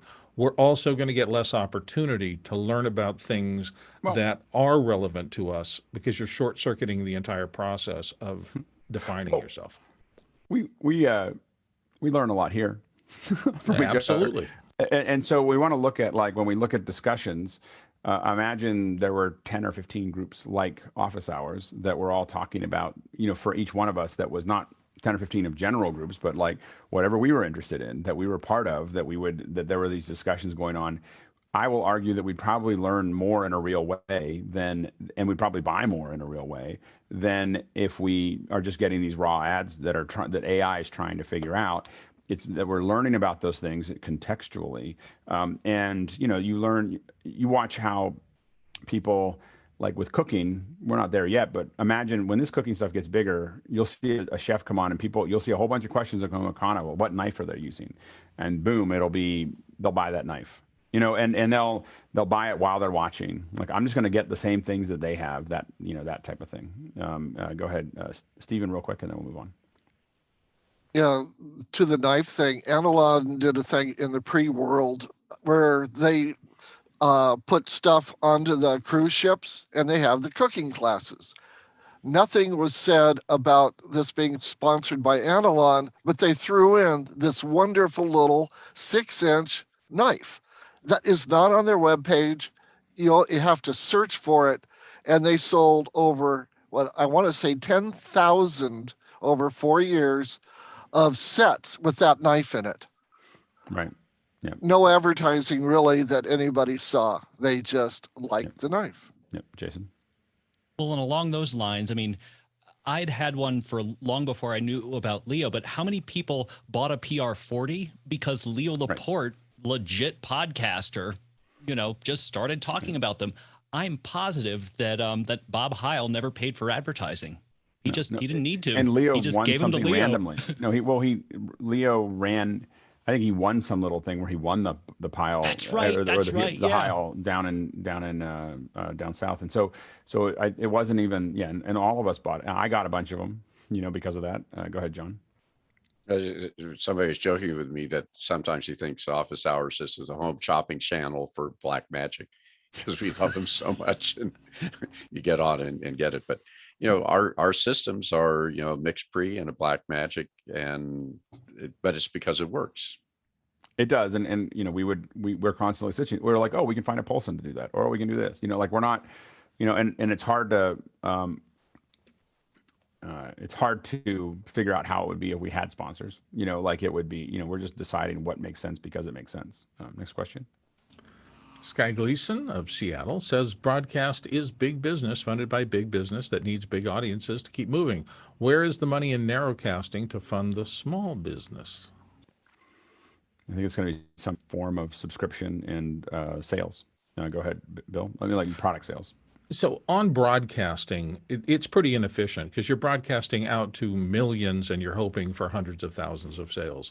In the narrowcast model, if you can target a market so that your so that your efficiency goes up. We used to do direct mail for a Cadillac dealership in my hometown a long time ago, and if we got 1 to 1.5% return on the direct mail, we were doing fabulously because we're selling a $30,000-$40,000 thing back then in the 80s. So you look at how much effort do you put out, how much cost do you put out, and what's the return on that. Narrowcasting can be much more efficient, and it's just the thing there is that's why Google's interested in attracting all this data. They want to increase the efficiency of the narrow slice that you are broadcasting to or messaging to in order to get those rates way above 1 to 1.5%. Yeah, and I think that I think that especially if you have a more vertical market, I think that you want to build that relationship with folks. The relationship-based process is going to be way more successful than the ad-based process. Where you're really, at $3 a thousand, you have to have a lot of viewers to start making money with advertising. Which is at the high point I think at YouTube right now. Go ahead, Sky.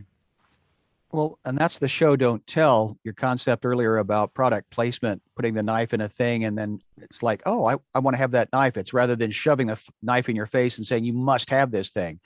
It's a tool that has that you've seen its use, and also before I forget my second analogy, the long line fishing versus the big net. What is the Persane net?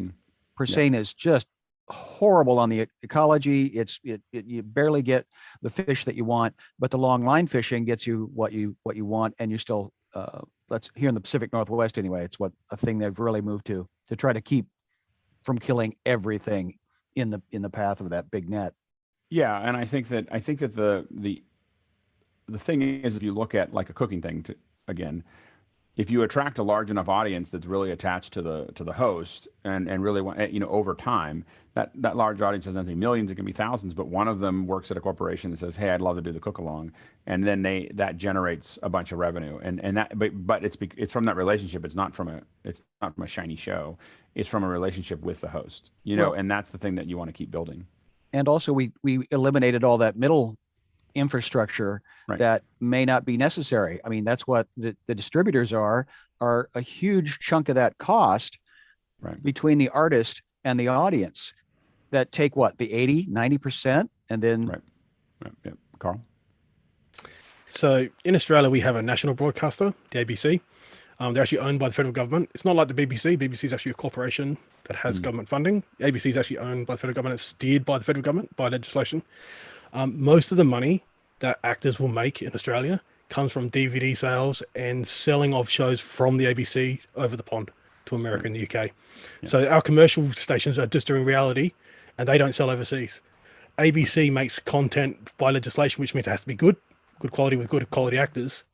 That stuff sells overseas, and we're seeing that actors who appear on the ABC and series are making a lot more money overseas, and producers and production companies, of course, because the ABC will hire production companies, and that stuff is what sells overseas and goes on to streaming. So a lot of the stuff from Australia on Netflix that's not made by Netflix comes from the ABC. Well, and I think that the question, I think now, especially when we look at things like Patreon, which I still think it's in its early days, you have some people that are making a lot of money on Patreon because they figured out that model. And are they making, I think that as we go to the narrowcast, I think we're not looking at people who are making millions and millions of dollars as actors or directors or things. I think we're seeing lots of people making hundreds of thousands, a lot more people making a good living, but not buying a mansion with it, and I think that is and I actually more interested in that, is to figure out not how do people make $10 million per film, but how to, if you take that $10 million a film and everyone was making $200,000 a year, that's a lot of, that's 40 people that could be doing $200,000 a year or $100,000 a year. That's 8, you have 100 people that could be doing that for every one that's making 10 million, and so we want to kind of think about. On the baseball team, you've got the one person making $6 million a game, and the other guy that's making 200,000 for the entire season. Yeah, but the thing is that with 200,000 to play baseball is a pretty good deal too.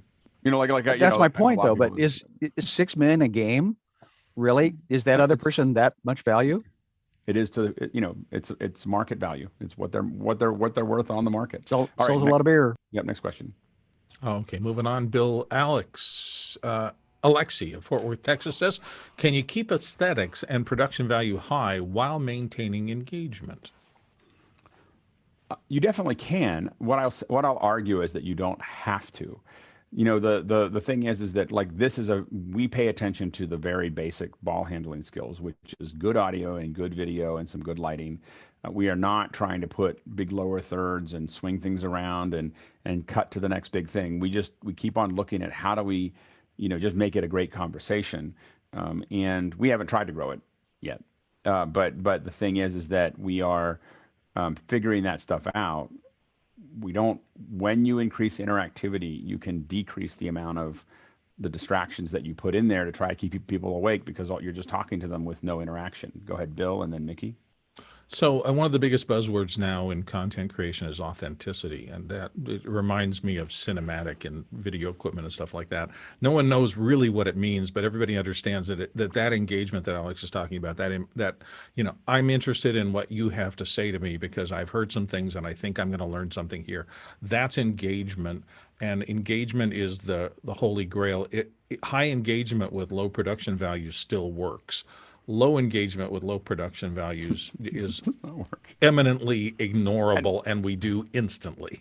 And arguably high production values and low engagement may not continue to work. As more people are doing more discussions and getting used to it, I find, because we've been doing this for 300 and some days, that I have a hard time listening to anybody talk to me for a long period of time. Like, I don't know if it's everybody, if I'm the only one. Even here, I worry when we go into this thing where one person is talking for a long time, I can see everyone getting droopy-eyed because we're just not used to that anymore. We're used to having a conversation. Go ahead, Mickey. Yeah, I definitely don't think it's an either or situation. Like I would say that like compelling engagement increases production value. So it's not like you have to choose between the two. Yep, absolutely. Next question. Michael Sweeney of Chicago is in with, you seem to be spending a large amount of time on advertising. Why do people watch broadcast other than over the top OTA, other than OTA is all they can get over the air? People don't watch for advertising. It's news, talks, and entertainment. How will broadcast compete with the internet? I'm not sure it can. Carl? So just very quickly, the ABC has zero advertising because it's taxpayer. We pay for it as a taxpayer. It's about 50 cents a day, and we're very happy with it. It's good. It's high quality because we are demanding it. Yeah, go ahead, Jason. I don't think it necessarily has to compete with the internet. Comcast, for example, knows that there will be a day where there is absolutely nobody's going to be buying TV. It's just, you know, they're just going to be providing the same thing via a different method. There's so many opportunities that aren't advertising based. Like subscription is how they're really managing it all, and they're all moving towards that. Is finding some way to have a subscription service. And right now, it's kind of like the railroads. There's a whole bunch of subscription services that will most likely solidify into a handful of them because people just aren't going to be willing to pay $5.99 for every single thing that's out there. Like I've kind of hit the limit where I have, I don't know, Disney and HBO Max and Apple and Amazon and Netflix, and I'm kind of like, okay, and YouTube, YouTube TV or whatever. I'm like, I'm done. And so when new things come out, I'm like, CBS came out, I was like, Paramount, I was like, like there's nothing, like I've got enough content. Like that's the problem, is people are reaching, they have enough content. So you have to have something that is more interesting to them. Go ahead, Bill. I also remember that everybody watching TV isn't watching for the same purposes or with the same intent. Some people tune on and watch the show. Some people just leave it on all day as background because they're doing things and they want some sort of the idea that they're getting constant information. And I think that's why with more work from home, if you don't have to go on live or do something else, and if you're simply doing your chores, sometimes that presence there can be very comforting, and people watch for a long time. I was shocked once that I looked at Nielsen things, and there was a watch TV on in the average American house like 8.5 hours a day. Now, that's a watch TV. It's not that they're specifically watching shows, but that was the metric for how much time somebody's engaged. The problem is that imagine for everybody, each person, 20 subjects that are their top 20 subjects in the world, and imagine a a office hours like discussion about each one of those subjects, and then think about how much people would actually watch TV if they had things about what they're really passionate about streaming in a micro broadcast. Like, would they just turn on MSNBC if they could be listening to gardening or, you know, fitness or whatever that is that they love to listen to, of discussions about that? Would they actually, you know, turn it on to MSNBC? And I'm not clear that they would. Go ahead, Sky, and then Jason, and then we'll have to move on because I have a hard out in 2.5 minutes. Done. Okay. So to Carl's point, yes, I lived in England. Yes, I've observed. Yes, I had to pay the TV tax, but I also had the Sky TV. So it's a question about choices. I mean, you're eliminating a lot of the choices. There's a limited amount of time, and people are going to fill it up with things that are more direct because we have the ability to give them exactly what they want. Go ahead, Jason. I'm going to respect your heart out. Suffice it to say, I cannot be in a room when TVs are on. I will not do it. It drives me crazy. I don't do it either. Next question. Henry Ramos, Yonkers. I sense this has changed over the 2 or 3 years, but what's a good rate to charge to go on location and stream an in-person interview for a broadcast station? Single cam, mic, IFB, and possibly return video. And Henry, I'm going to apologize that I screwed up our managing talent thing, and we will do it next Thursday. I will move what I had there and move it back and move things over. So I apologize for that. Please ask that question again on next Thursday. Next question. Gordon Lake, Los Angeles. What is an entry-level playout system for an independent broadcast operation that runs 24/7? Entry level, like Softron on the air it's not cheap. It's a couple $1,000s, but you need something that really lets you schedule. So you if you don't have a scheduling, you can have lots of things. You can have, but to schedule something, you need to do that. Next question. Ken Jones in Seattle. Is there a TV guide, in quotes, for niche streams? How do we find what we want in a small world narrowcast environment? The internet. Yeah, Jason, and then Chris, real quick, 10 seconds. The short answer is no, absolutely not. And Google has spent billions of dollars trying to make yours more relevant to you, but no. Go ahead, Chris, and then Carl, real quick. Yeah, when I search a show or something, it always has a drop down on the right side in Google, to Google search, and it shows you the streaming services that carry it. And then I'll just click from there. Go ahead, Carl. So creators will just use Twitter to tell their audience directly, hey, we're on, let's go. Your friends. Next question. Randy Wilson, Orland, Pennsylvania. How do you address discoverability if we prioritize privacy in this age of unlimited communication alternatives? Bill? That's exactly the back part I was telling you about. We all want our privacy, but the more you ratchet up your privacy, the less you find discoverability. So it is you turn one knob, it goes up, and the other one goes down. That's how it works. I think about that a couple hours a day and work on it. And I'm not ready to talk about it yet, but I have some ideas. All right. That is the end of the hour. Amazing work by our producers, asking incredibly great questions. Amazing work by our panelists with a great discussion. Horrible work by our host by screwing up the second hour. I think I'm going to cut his pay in half for this, at least this episode. I don't know if I can cut his pay in half, and he might not do it again if I do You're it getting forever. docked, Lindsay. You're getting docked. Yeah, but that was a horrible. I apologize for that. I don't think we've screwed up the whhole thing before like that. Go ahead, John, real quick. I had my accountant came to my door, but I had a funny story because of broadcast. John reminded me of. We'll have to do it later. I have to go to 15 seconds, Alex. 15 seconds. Go. When Howard Hughes owned the local channel here, late at night, he would call up and he would have him change and put on whatever show that he wanted to have. Oh, that's funny. In the late 60s. That's funny. That's great. All right. Thanks, everybody. Sorry for the glitch, but we'll get working with talent in next week, and we'll talk to you all soon. All right. See you in the post show. We'll get that turned over right now.